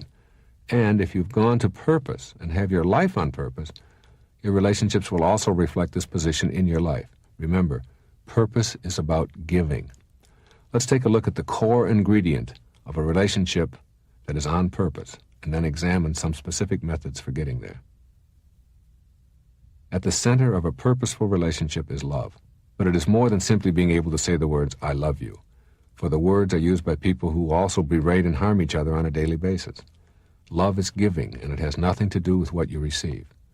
This ingredient of love at the level of giving is how purpose is defined, and it is the ultimate in creating miraculous relationships. Even in the act of sex, the most exciting and fulfilling sexual encounters are those in which you know you are giving and asking for nothing in return. To know you are satisfying your partner truly and authentically is all it takes to have a perfect sexual encounter. When you begin to think only of yourself and how good a lover you are or how excited you feel, you've shifted off of purpose and retreated back to outcome in your sexual activity. It is perfect when you are giving. It lacks something magical when your mind is on receiving.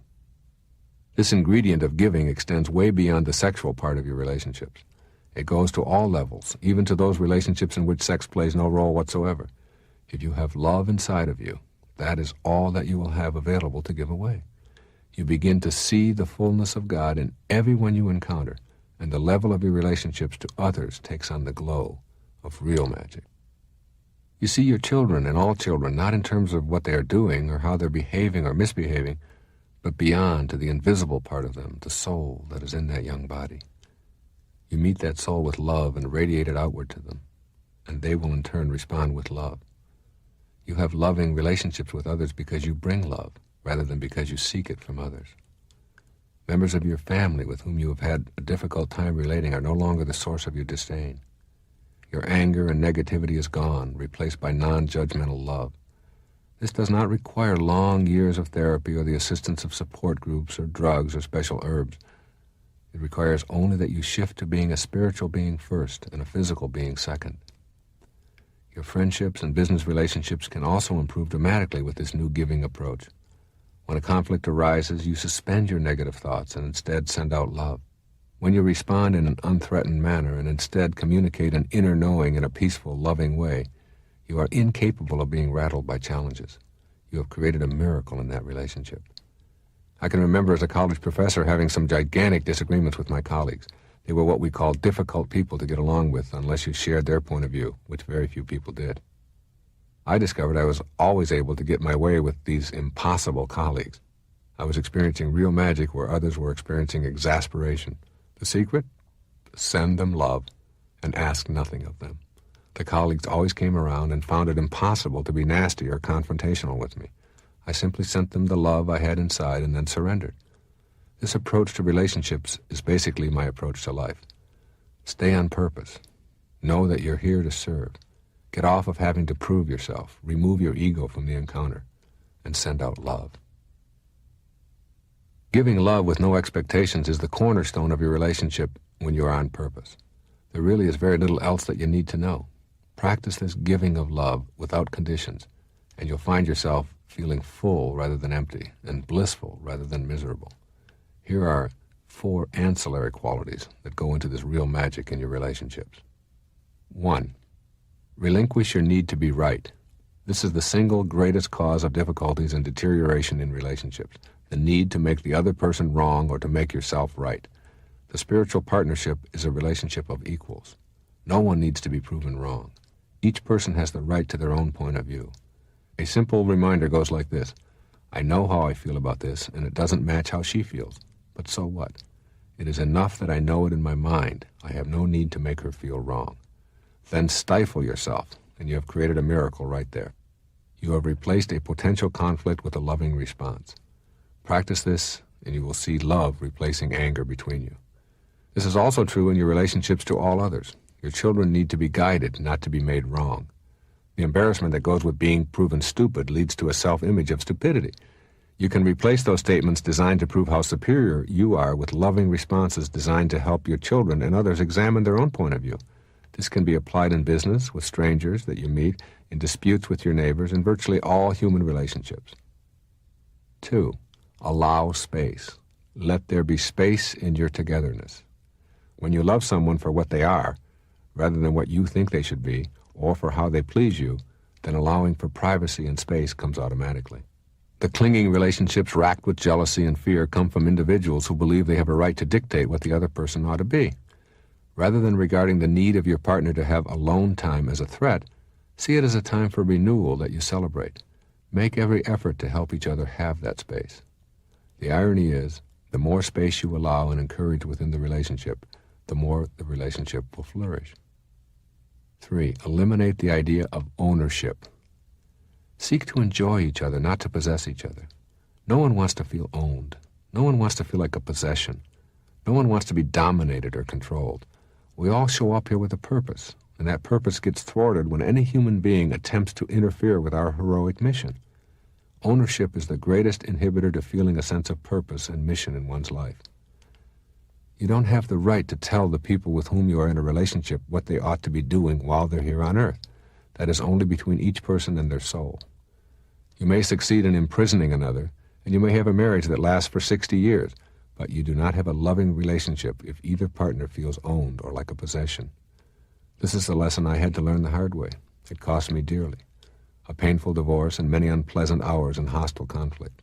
Today, I can't even conceive of the idea that I could own my wife. She is her own person, and my own relationship to her is based upon acknowledging that in her. It is indeed reciprocal. It came about through giving, not demanding, through respect, not criticism. Number 4, you do not have to understand. What a great lesson this is in learning how to make all relationships work at a magical level. You simply do not have to understand why someone else would want to do and think the way they do. The fact that you are willing to say, I do not understand, and that is fine, is the greatest understanding you could exhibit. You are together not to understand each other, but to aid each other in living a life at purpose.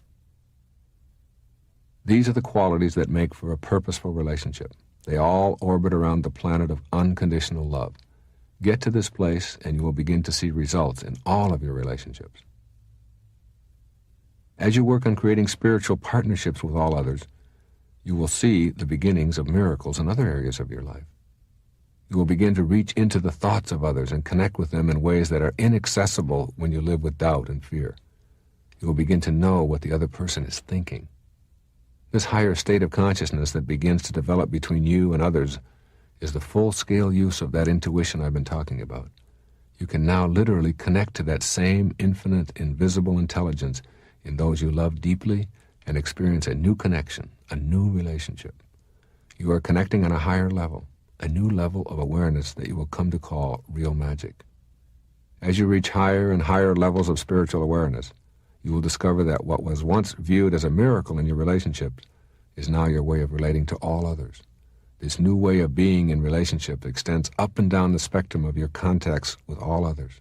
You become a giver, a person on purpose, and you focus on their quotas first and trust the universe to provide for you. You have created miraculous relationships by connecting to all others through the Tao, or the God that suffuses their physical form. You have shattered the illusion of your separateness and created a way to be connected instead. When you come to another with love in your heart, asking nothing, only offering that love, you create miraculous relationships. And when you come to another wanting something from them, not trusting them, doubting them, exploiting them, that is the level of your invisibleness that shines through, and the opportunity for miracles and real magic is decimated. As you listen to the following guidelines, do not be full of doubt about what may seem impossible given the specific people in your own personal life drama. It is an inner game.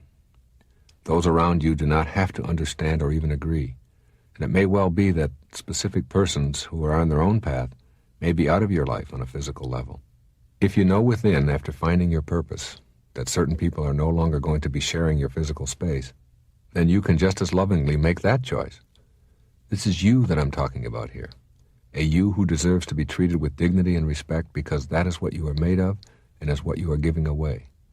Those who do not yet understand this will move away from your physical life, and you will find it easy to allow that if necessary. The duration of material relationships is not on my agenda in this tape. That is for each soul to determine, and I make no judgment about choosing to move on when it is time. Individuals will enter and exit your life much like the characters in a play. Always they deserve your inner love. You will learn not to judge those who move in and out of your play, even if they play out their roles badly. You will learn to love all of them, even those whom you cannot yet understand what it was they had to teach you. With this in mind, free yourself of any nagging doubt about the specifics of your relationships. Move ahead, beyond the names and faces, to that place of real magic. Affirm your ability to create happy, fulfilling relationships. Affirm aloud that you are entitled to be happy with everyone in your life. Send the doubt away with mental images indicating your readiness to create fulfilling, magical relationships. Once you have removed the doubt, enter your real magic zone. Within your mind is your corner of freedom to think as you like. Think of the person who is the most difficult for you to relate to. Perhaps it is an inconsiderate parent, or an impossible co-worker, or a tyrannical spouse. Now overcome your inclination to respond with anger and hostility. Visualize yourself sending out love and paying no attention to how the person responds. This mental practice will ultimately become your reality in the physical world. The universe will provide everything else that you need. Accept the limitless possibilities of your relationships. That glow you once felt in your relationships, perhaps when you were a budding teenager, was created by your thoughts, not your hormones. Know within that the only limitations you have to magical relationships are those you have imposed upon yourself. No limits, nothing but love. That is your mission, and you practice it by seeing the fullness of God in everyone you meet.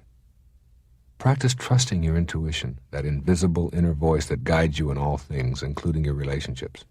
Surround yourself with people who encourage you to be all that you are capable of being.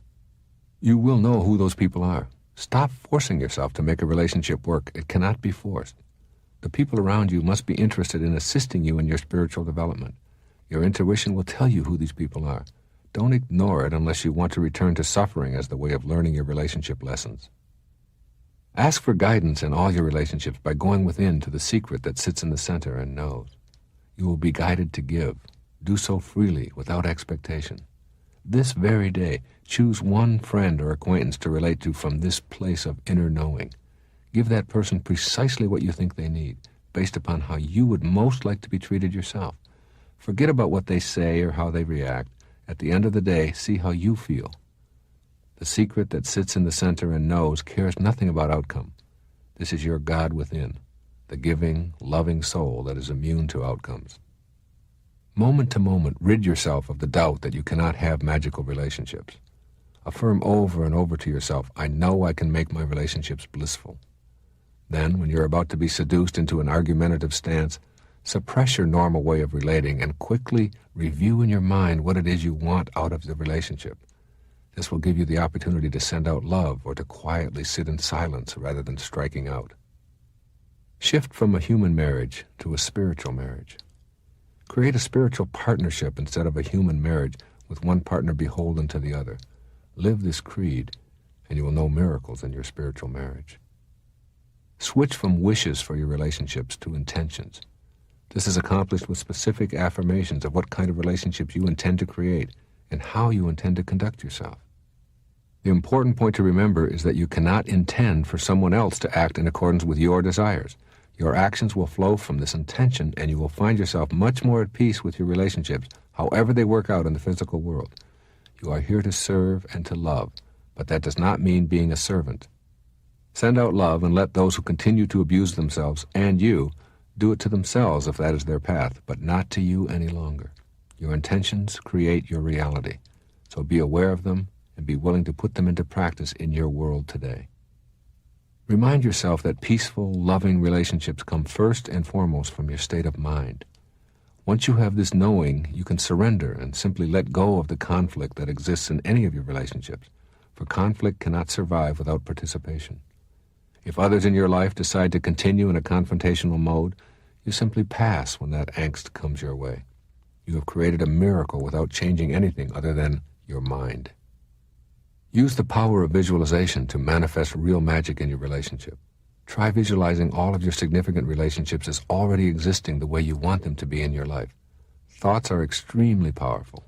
Thoughts held unwaveringly that reflect in advance what you desire and do not demand an outcome are the ingredients of real magic.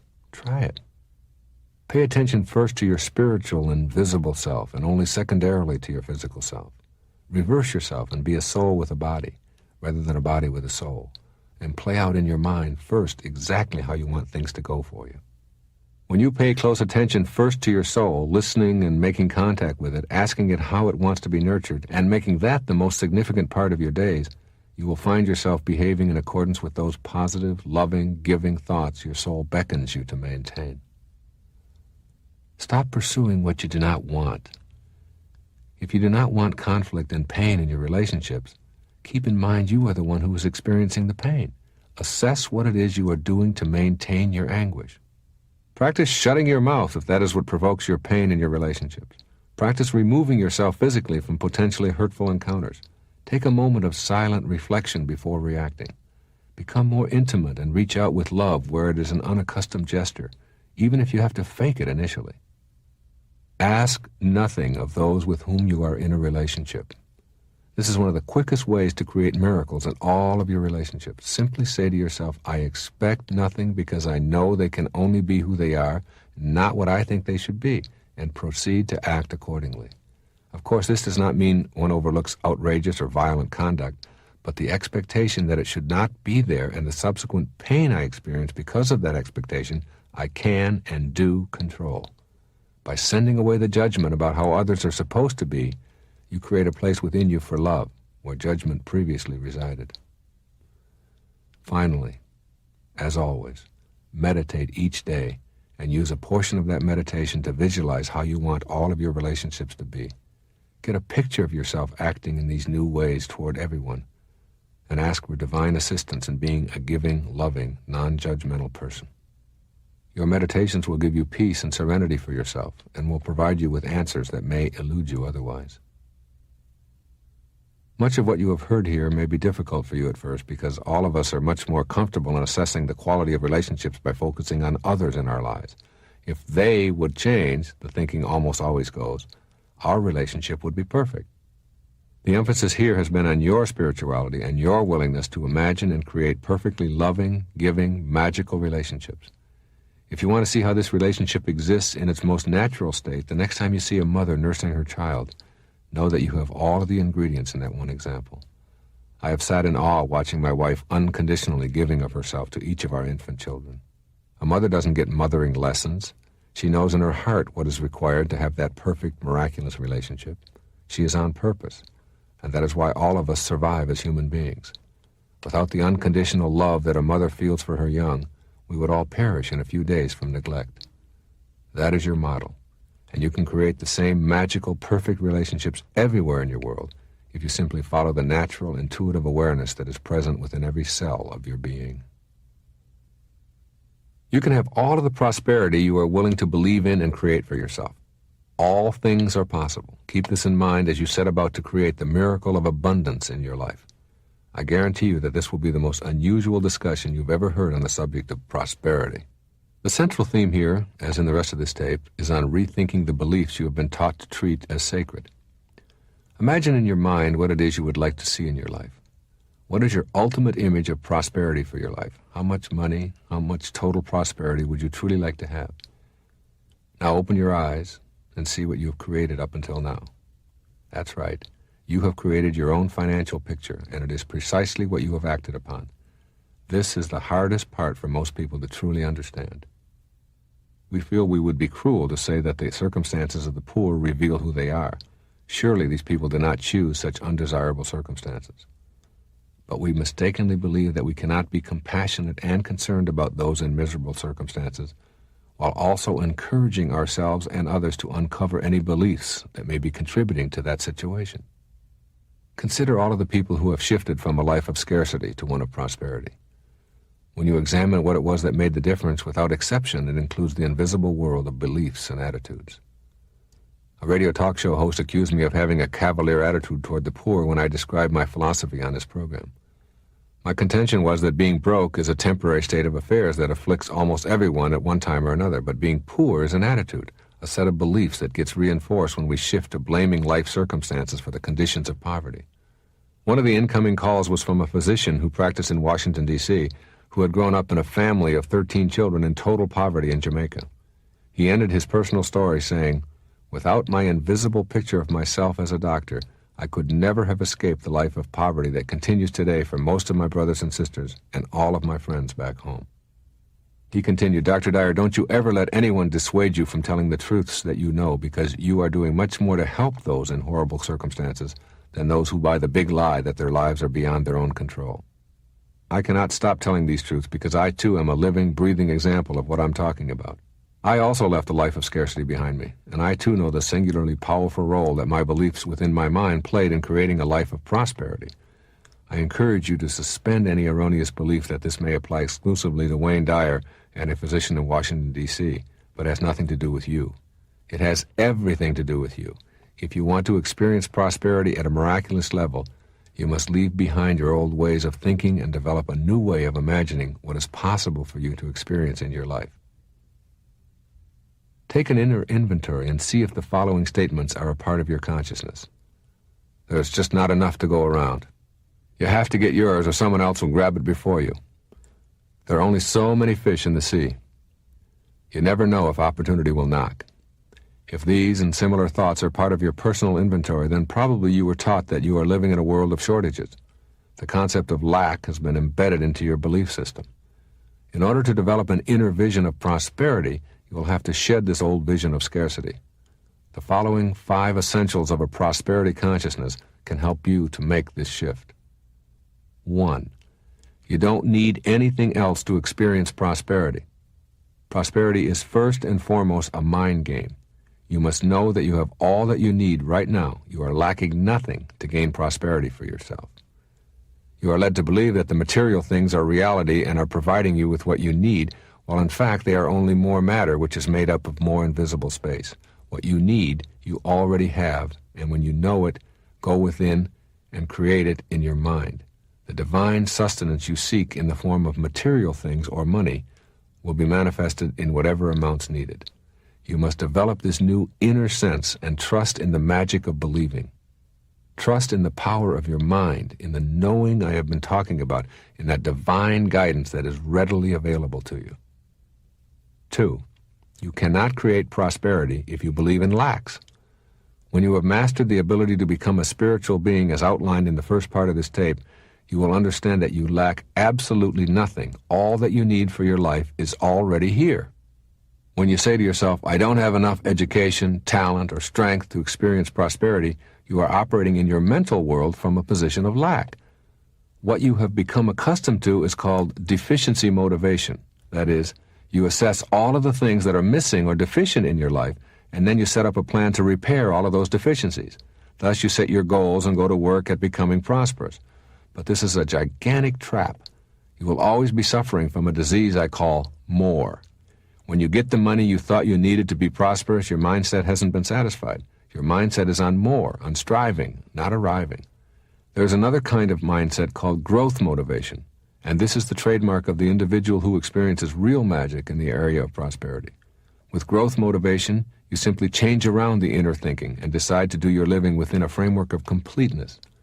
You begin to be motivated in your life by your own bliss, by your dreams, to live the life which you imagine to be your calling, your divinely specialized mission for being here, and prosperity becomes your very watchword. Abundance begins to reign into your life. 3.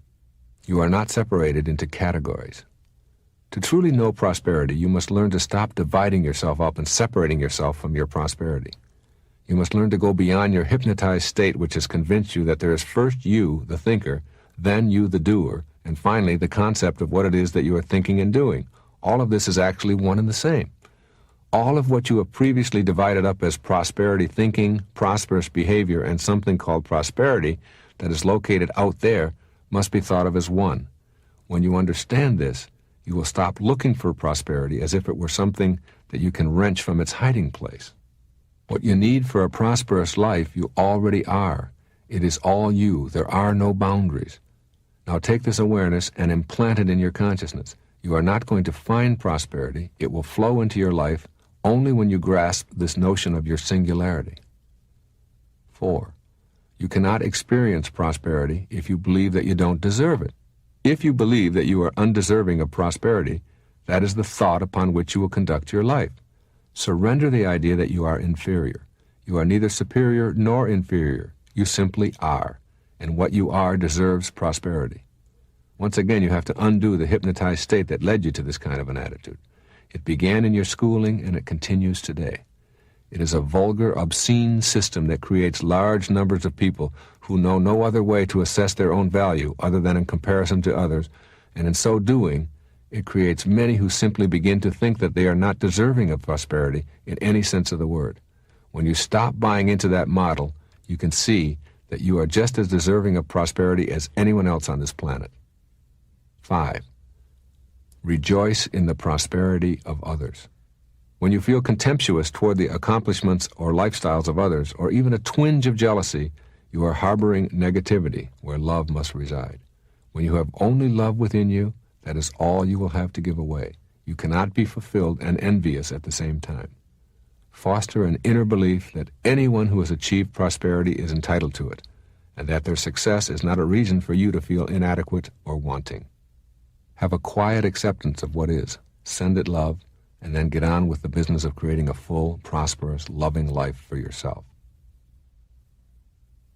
These are the 5 factors that are most crucial for getting to a prosperity consciousness.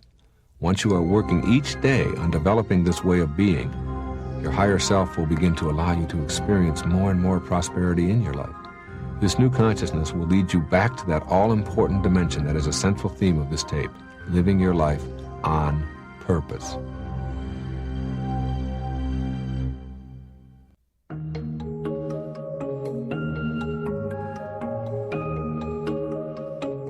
As you've heard throughout this tape, you can only experience real magic when you get your life to purpose. In the area of your work, you may have been spending a great deal of your time and energy doing things that you dislike, or telling yourself that it was absolutely necessary because you had bills to pay, a family to care for, or you simply had no other choice. But you cannot experience fulfillment or the opportunity for prosperity miracles while you are living a life of loathsomeness. There must be bliss and harmony within in order for you to know miracles.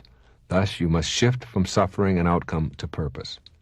Getting to purpose in the work that you do, or the daily activities of your life, means knowing that purpose is about giving without concern for the results. When you are able to shift your awareness to how you can serve others, and when you can make this the central focus of your life, you will then be in a position to know true miracles in your progress toward prosperity. There will be no limit to what you will receive in return for your giving and your sharing, when giving and sharing are all that you have to give away. What goes around truly does come around. The more you give away and do everything that you do in the service of others, the more that seems to come back. The cycle of real magic takes root. This lesson of prosperity applies to all fields of endeavor. When I was boarding an airplane early one time, I overheard the sarcastic voice of a flight attendant saying, "Here come the animals." I knew it was only a matter of time until that organization perished from a scarcity of passengers. Sure enough, they've gone into bankruptcy. Employees need to know in their souls that they are privileged to serve those who are willing to give of their income to use the service. But I'm not talking to an organization, I'm talking to you. You can shift your consciousness all you want, but you must also shift the emphasis of what you do from results to purpose. Try it. Shift for a 1-month period of time and see if miracles don't start showing up in your life. The less you need to force this new way of being on yourself, the easier it becomes to let it be the guiding principle of your life. It is about allowing your natural self to flow peacefully and knowing your bliss comes from giving and not getting. Letting yourself just flow is a concept you will want to become quite familiar with as you begin to allow the prosperity that you desire in your life. Earlier in this tape, I discussed how everything seems to work perfectly in our lives when we are inspired. Flow is that kind of an inspiration, one so powerful that all obstacles seem to be removed, and we are in love with what we are doing so much that it seems to just flow without any effort from us at all. Getting to flow in your life means achieving a state of concentration so total that everything else becomes non-existent. People who experience prosperity in their lives know how to achieve this magnificent state, wherein their activities, instead of being a tedious set of chores to finish, become more like a meditation, only they are active and involved rather than sitting quietly. Getting to this zone, you are literally watching your body do things that are incredible. You are experiencing magnificent joy or bliss, and nothing can get in your way.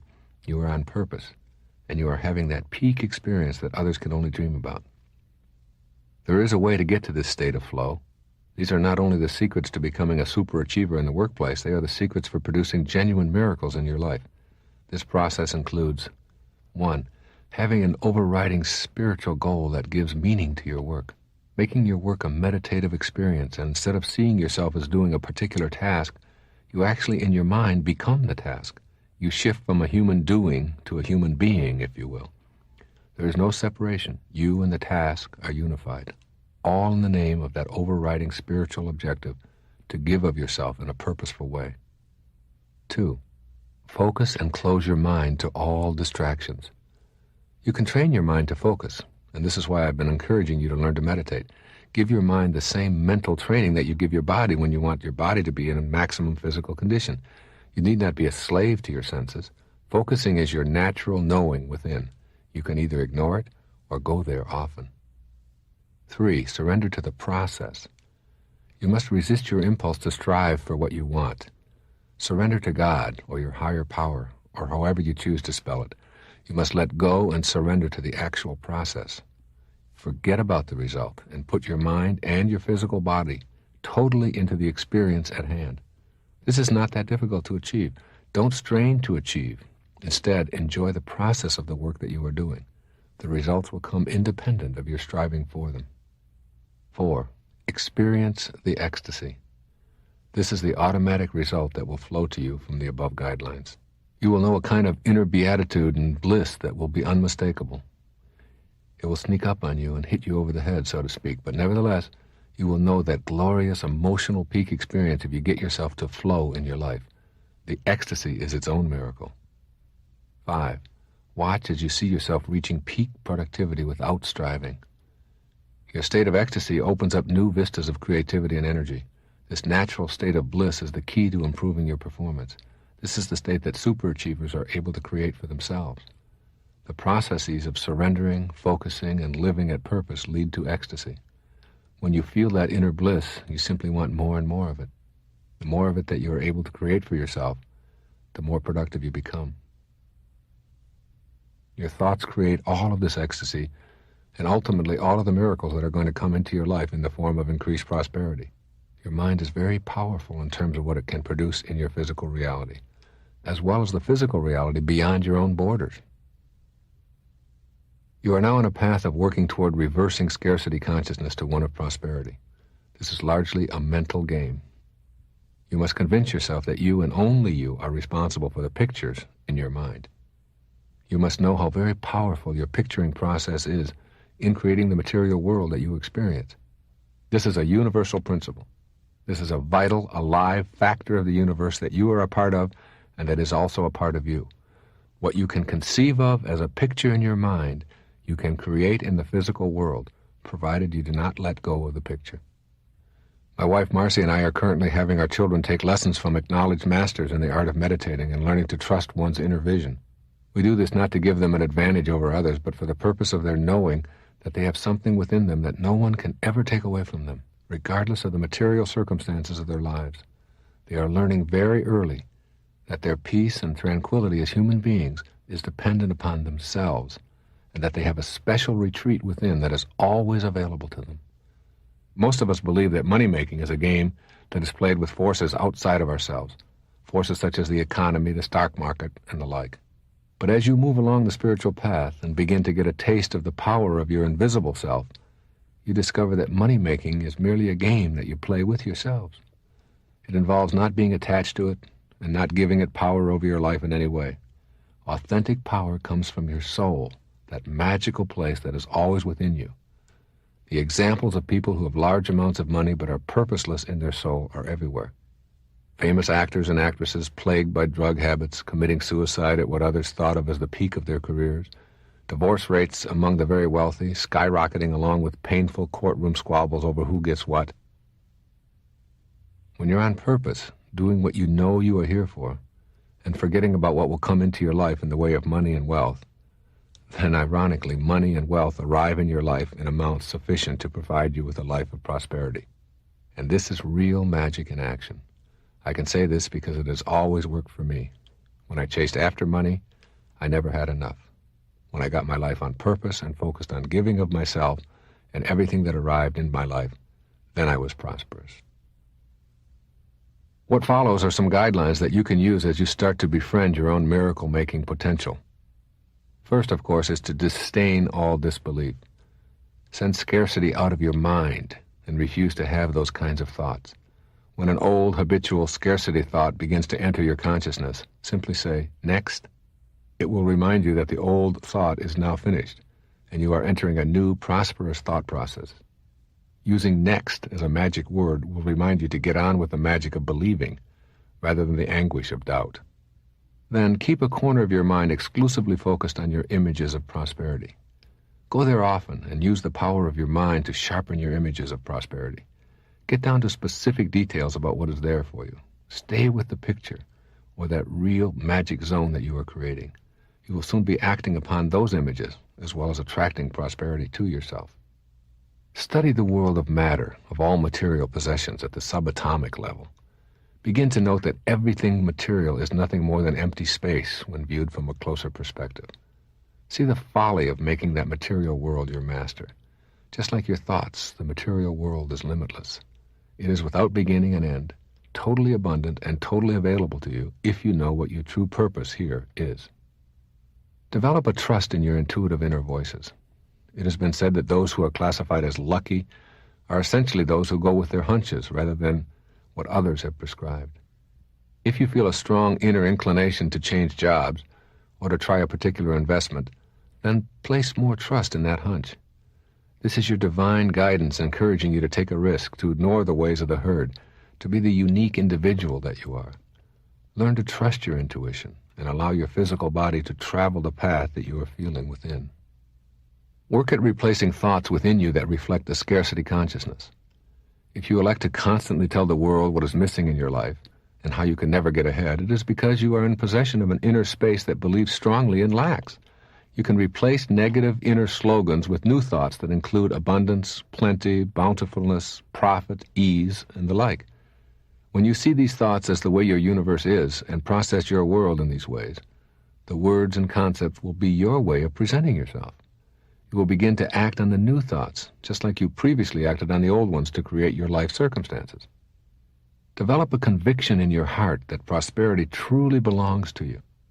To think about prosperity is a great beginning, but you must make those thoughts that you are entitled to prosperity into actual beliefs. Merely wishing for it is not enough, for nothing will truly be in your life until you reach a conviction within you that it belongs there. Trust in the divineness that you are, and that is the perfection of the universe. Remember, when you trust in yourself, you trust in the wisdom that created you.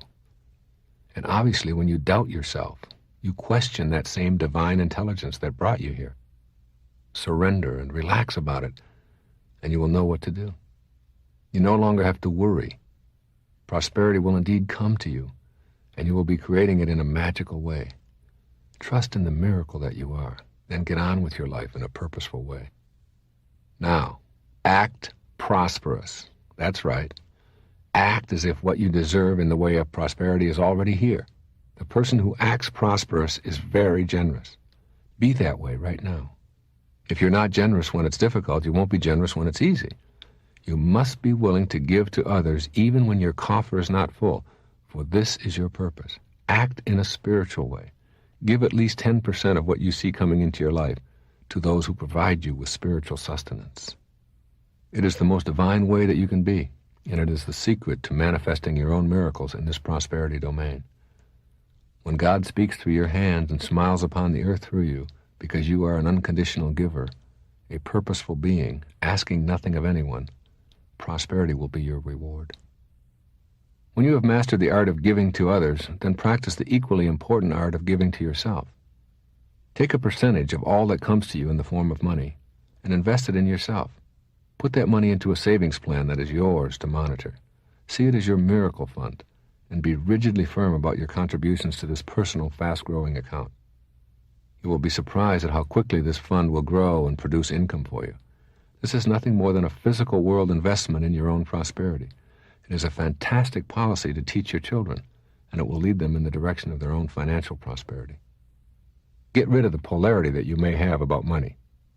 You have perhaps either seen money as God's blessing or as the arch enemy of spirituality.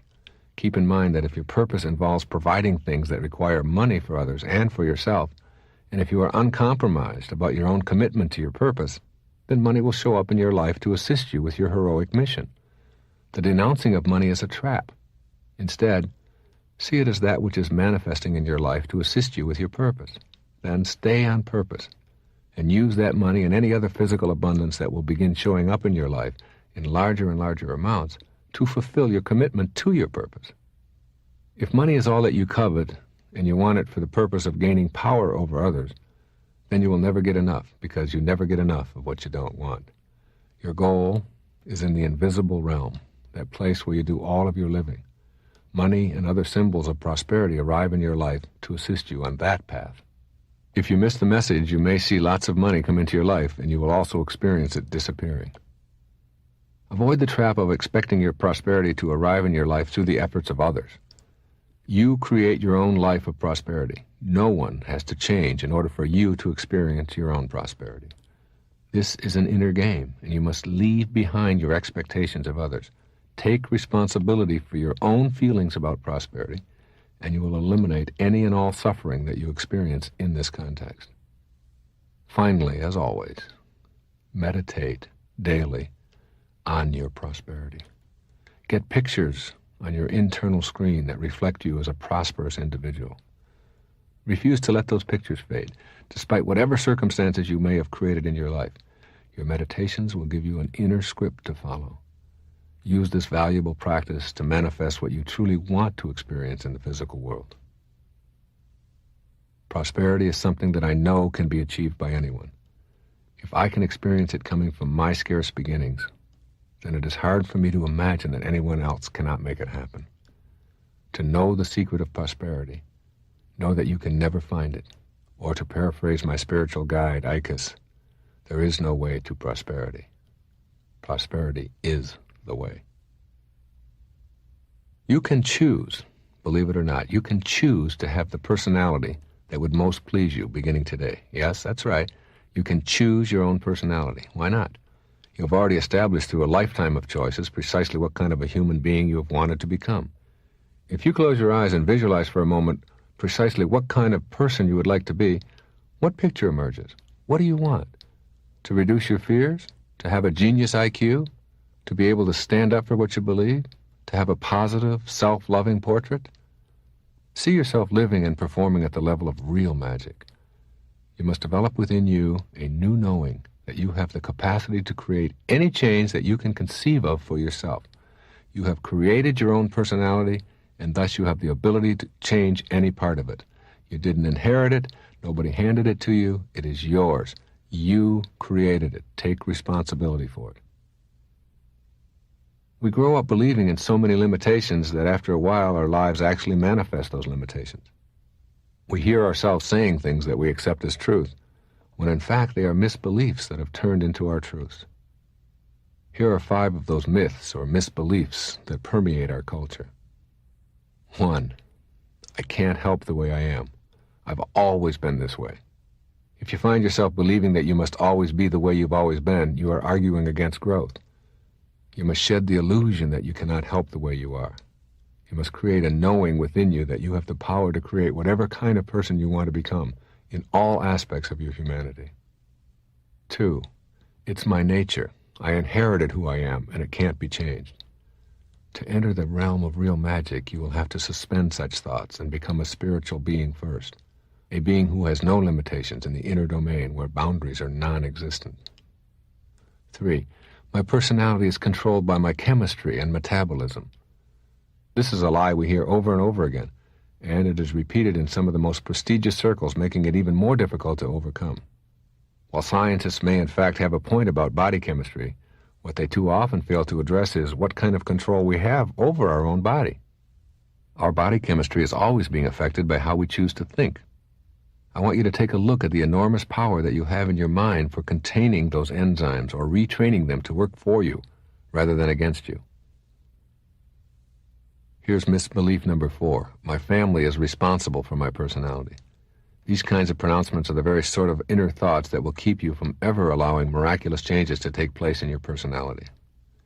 You must know within that you not only have a choice today, but you have always had a choice concerning how you react to the influences of your family. The choice is always yours. Know that your family and your role within your family influence you today to the extent that you believe that they do.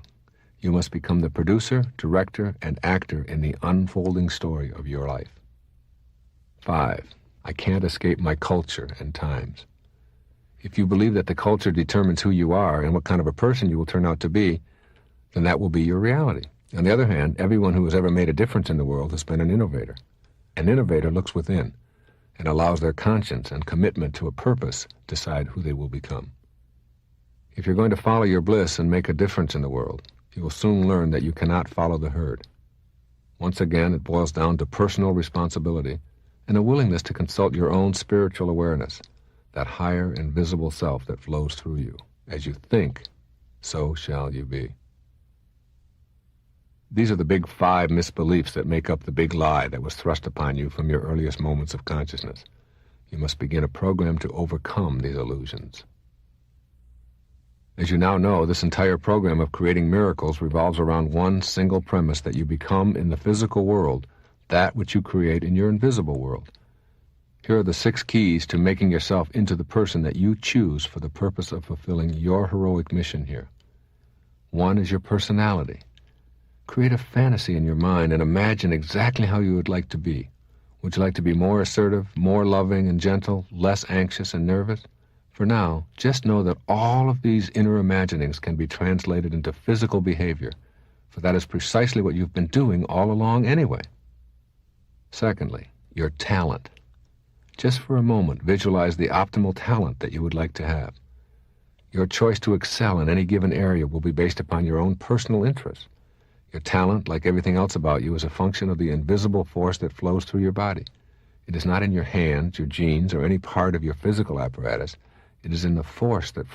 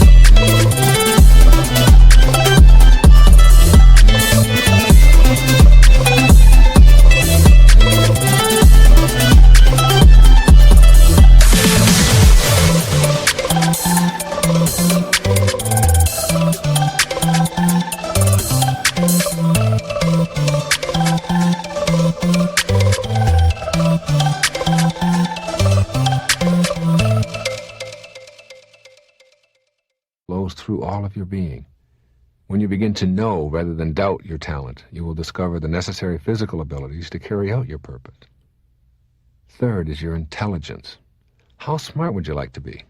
Would it take a miracle for you to be smarter intellectually than you already are? The best definition of IQ is, intelligence is what intelligence tests measure. Nothing more, just what intelligence tests measure. These tests, which supposedly measure something abstract called intelligence, were devised by people who want to sell their instruments, who want to slot people into compartments, who want to restrict people from attending certain schools, who want to set up a practice for the purpose of giving out these numbers to parents. They are silly, absurd procedures which give people some kind of external number to hold on to and explain their levels of success or lack of success in the material world. Know that your purpose is beyond anything that can be measured with scientific measurements. Who decided on this business of an IQ? Why should we label everyone in our culture with another number? You are as capable as you need to be to fulfill your purpose. Your intelligence is infinite. Almost 20 years ago, I redefined intelligence in your erroneous zones. A truer barometer of intelligence is an effective, happy life lived each day and each present moment of every day. You are a genius. You can improve your arithmetic and reading skills. You can learn anything that you put your mind to. You are a spiritual being first and foremost, and you cannot put a number on that. Fourth, your habits and customs. Would you like to be able to change some of the things that you find yourself doing repeatedly, but which do not serve you any longer? Use your magical powers of inner persuasion to challenge everything about yourself. Your personality is made up of the hundreds of habitual ways that you conduct the daily physical affairs of your life. A neighborhood within a few miles of my home has the highest unemployment rate in the state of Florida. Something close to 75% of the people are out of work. Yet as I drive through the neighborhood, I notice broken glass on the lawns, litter everywhere. Why? If 75% of the people are unemployed, wouldn't it seem logical that you would see these people at least picking up the trash and the broken glass with their abundance of free time? But you don't. You see people sitting around doing nothing. The circumstances of their lives have revealed how they have chosen to live. It doesn't cost anything to pick up and clean up, yet this is not done because those habits have become the ways of dealing with their circumstances. The same invisible force that runs through those who do pick up the broken glass and manage to work and support their families runs through those who make the opposite choices. It's in every one of us. Some tap into it, others ignore it, and then blame their circumstances for the habits and customs of their lives. You can change around your daily humdrum habits and get yourself fully involved in life, regardless of your income level or circumstances. Circumstances do not make a man. They reveal him, as James Allen reminded us in As a Man Thinketh. Learning to think in non-habitual ways is the essence of overcoming personality traits that no longer serve you. Fifthly, you're aging. Imagine for yourself the ultimate miracle, a slowing down, or even an elimination of the aging process. Now there is an outright uncategorical miracle. You can have an enormous impact on the state of aging in your body. While everyone succumbs to the aging process, the question of significance is, do we have to? Aging is the forgetting of how to make things right within a cell. It is not normal. It simply is a learned way of being. The way out of this trap, the real magic that is available to you, is located, as is everything else, in your invisible self, your mind. You can absolutely refuse to let an old person into your body. If you can work your mind in a genuinely magical sense, you can strongly affect the aging process of the cells composed of indestructible DNA. It is in your mind where that invisible intelligence works its magic that you must examine your attitudes towards aging. Do you think old thoughts? You can begin to rethink how you feel about having your individual cells deteriorate. And if you use your mind in a new way to develop a new knowing within, perhaps you will be able to affect that process that you have come to think of as inescapable. Your emotional health is another area. Your emotions are physical manifestations of your thoughts. The joy you experience is located in your physical body, and the chemicals that are present when you experience elation can be identified and quantified. You manufacture those chemicals in your own quantum pharmacy that begins with your mind. When you begin to heal the inner you and consult that inner voice constantly, you literally begin to alter your immune system. Emotions show up in your body as physical manifestations of your thoughts. Keep this in mind as we head toward the path of real magic. These 6 categories comprise the inventory of personality variables that you control in your invisible mind. Your beliefs about them are all yours. Before moving on to the strategies that you can employ to bring about real magic changes within yourself, I feel that it is important to consider the biggest fear of all. The question that seems to universally perplex us is, where do I go when I die? Fear of death can be a great inhibitor in your life. It can keep you from living fully, and it can make your time here in this human form anxious and sickly. The way out of this dilemma is to face your fear of death directly. You know there's a part of you that is immune to death, since death refers to endings, and your soul is not subjected to such delineations as beginnings and endings. There is an essential immortality that is the birthright.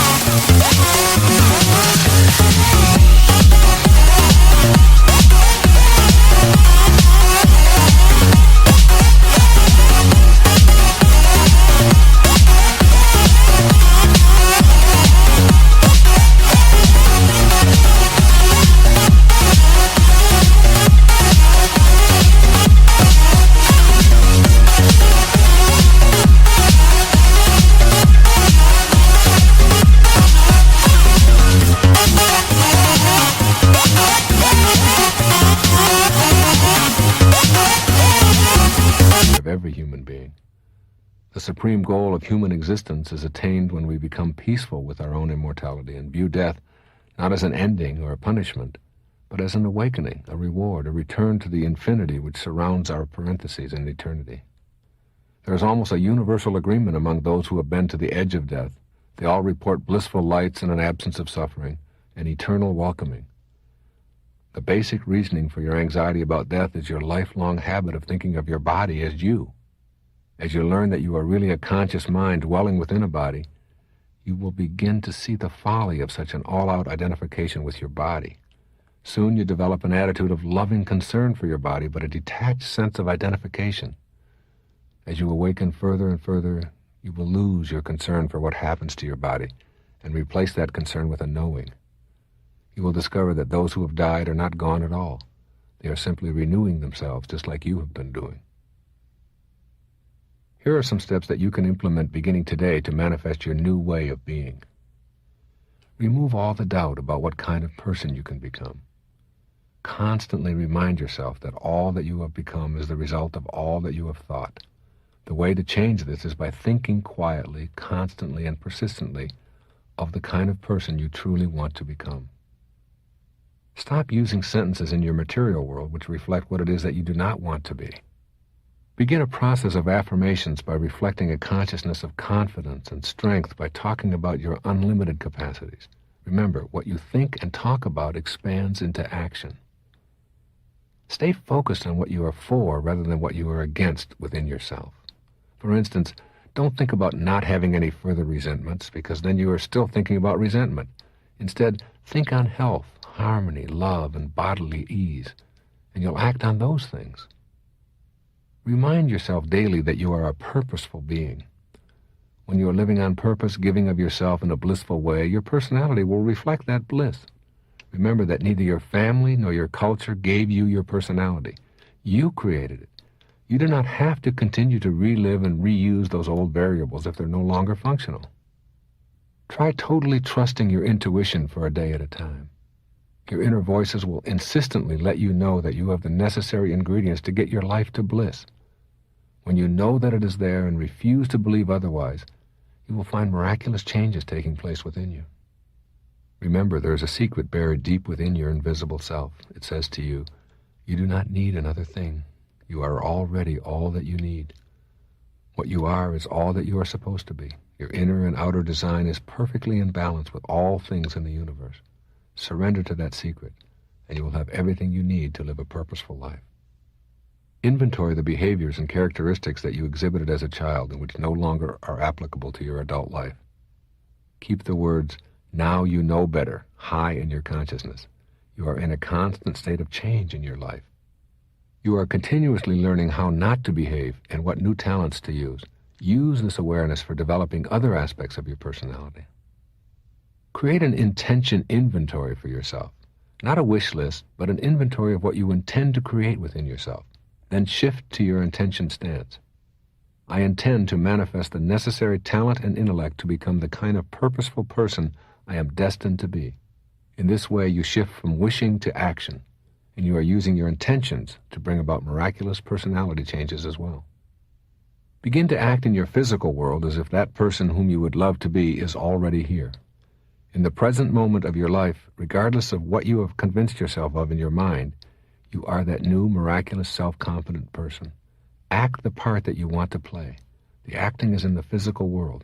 The want is the inner voice. Learn to pre-play who it is you want to be in your mind before you put anything into action. This is how you create the miracle of a talent that you never believed possible for yourself. You live spiritually first. That is, you live it out in your mind, your IQ, your habits, your personality, your health. You need not share these inner pre-plays with anyone. They can be your own private journey. They will lead you to real magic if you stay with them unconditionally.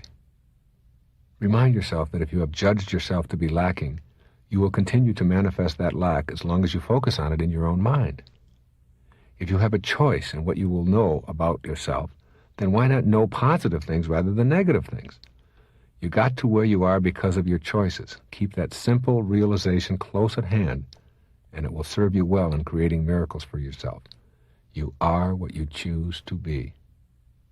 Seek out no opinions on your own personality. Ask nothing of anyone in the way of assessment. Look instead to your own divine awareness of your unlimited abilities. Be polite when opinions come along. Send people loving thanks for their thoughts, and then proceed to go within. Ask nothing, and you will receive much. But if the receiving is your aim, you will be living a life of constant deficiency. Develop your own personal excellence program, first in your mind, and then start putting it into practice in your daily life. See yourself trimmer, less out of breath, feeling lighter and ageless. When you regularly hold these mental pictures, you will begin implementing them in your daily regimen. You'll find your body responding in beautiful, miraculous ways to your mental equivalents. Use meditation regularly to create the inner harmony and peace that will allow you to become the personality that best suits your magnificent divine purpose. While meditating, experience your own death in your mind. Yes, see yourself moving into the light. Awaken in your meditation and know that your eternal self is free of attachments and worries. The experience removes your fears and teaches you who you really are. This will free you to be purposeful rather than chasing rewards and results. Use your meditations to free yourself from the labels that you have placed upon yourself and to free you of the big lies about your inability to change certain things about you. Get very peaceful about being perfect and having all that you need to live your purpose. You do not need another thing to experience miraculous changes within yourself. Allow yourself to experience the feeling that you already are everything, including a miracle. Your miracles are an inside job. Go there to create the magic that you seek in your life. That is indeed your only reality. Just as the state of your life is a reflection of your state of mind, so too is the state of the world a reflection of our collective state of mind.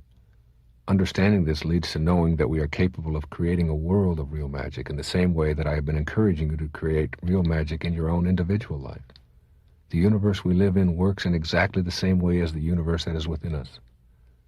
In order to create a world of real magic, it is necessary to know within that this is your job to accomplish. You cannot resign in anguish if others refuse to see the light. Know that you can radiate outwardly all of the messages in this tape and create the kind of real magical world that you envision. One of your biggest challenges may be in refusing to sit in judgment of those things which you perceive to be wrong or imperfect. The perceived inequities in the world are truly part of the perfection of the universe, but so is your desire to end them. If you stand way back in your mind, you will note that a revolution of spiritual dimensions is taking place right now. The Berlin Wall was built to last 1,000 years, yet today it is nothing more than a relic of an ancient non-spiritual past. That shrine of tyranny is but one of many that are toppling faster than we can update the history books. There is a new collective consciousness in the minds of people, and a new spiritual awareness is spreading throughout humanity. Nothing can stop it, for nothing is more powerful than an idea whose time has come. Communism, which insists upon atheism from its subjects, has been declared an international failure. Rulers can remove the outer places of worship, but the inner place, that invisible corner of freedom that is ever present in each of us, cannot be legislated. In China, where more than 1 billion souls are temporarily residing, 1 million of those souls face tanks to demonstrate their desire for freedom. And while the messengers can temporarily be imprisoned, the message cannot be halted. These changes are all taking place in the minds of individuals and spreading to other individuals to form a collective consciousness. Once the ideas become present in a large enough number of us, they become our reality. This number is called a critical mass. The force cannot be stopped. Some will try, but they will be swept away by the power of an idea whose time has come. The changes in the world are not restricted to political realignments and new nuclear policies. A new spiritual consciousness toward our environment has manifested itself into action as well. The idea that we should treat the earth with sacred reverence is being translated into physical realities. You are seeing the fruits of these thoughts blooming everywhere. All of the changes that you see taking place around you, which reflect a growing concern for the individual, for a peaceful, safe, harmonious world, are part of a glorious revolution that is taking place first and most importantly in our thoughts. You are a part of that process. Whatever thoughts you have can and will be spread to those around you. You influence the physical world with your thoughts. Of that you should be most convinced, having listened to this tape. If this revolution, this new way of being, is to take hold and overcome all of the remaining non-spirituality that infects the world, it will have to reach a critical mass in all areas of our existence. The most important question to be asking yourself as you look to find your own place in this spiritual revolution is, how do I see the world I live in? If you want, you can deny the spiritual revolution I have described, and instead see a world that is slowly but surely deteriorating into a non-spiritual morass. That will be your experience of the world you live in. Yet those who see the light of the world view the dark spots as merely potential light. Where is your place in the spiritual revolution? You are here on purpose to help make these changes manifest more profoundly and permanently into the consciousness of all of mankind. Your place in this revolution will solidify if you fill yourself with love. You must be able to radiate outward all that you are gaining in your spiritual consciousness. You have the power to do just that if you make that choice. As you do this on your own personal and local level, you will find yourself expanding and reaching more and more people. That is precisely what has been happening with all of the spiritual revolution changes that you see around you. You are truly the world, and your thoughts do make all the difference in this world. Have reverence for your mind. Treat your invisible inner reality with sacred, blissful appreciation. In all that I have said about creating real magic, nothing is more important than your coming into contact with the higher part of yourself. At first, you will very likely reject this notion of yourself as a miracle worker in the worldwide realm of real magic. Increasingly, however, people are believing in their own divinity and trusting in the divine wisdom that created them. They are helping to create the spiritual revolution that is now occurring. You, one person with a vision, are like a pebble in a stream, moving ever outward to infinity. impacting on all who come into contact with that ripple, which creates the spiritual world I believe in so strongly. You make all the difference in the world. Your presence here is a divine necessity, perfect and purposeful. This is your miracle-making in action. By aligning yourself with your spiritual side first rather than secondarily, you will radiate out that peace that is within. You will not be dissuaded from your mission just because others are not with you. You will stay focused on what you are for in all areas of your life. The bad news, the emphasis in the media on tragedy and pessimism will not capture your attention. You will note these as areas for improvement, but your inner divine self will be noting also how many acts of healing, kindness, and friendliness outnumber those of suffering. It truly thrills me that I have been able to create this work on real magic from within my mind. It has been a magical journey for me. I shiver inside with the awareness that it can make a difference in your life and in the entire physical world we are all immersed in. My closing quotation is from the ancient writer Philo.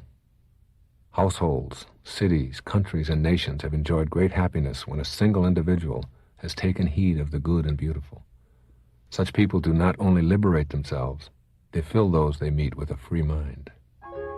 You are that single individual, becoming a spiritual being and taking heed of the good and the beautiful.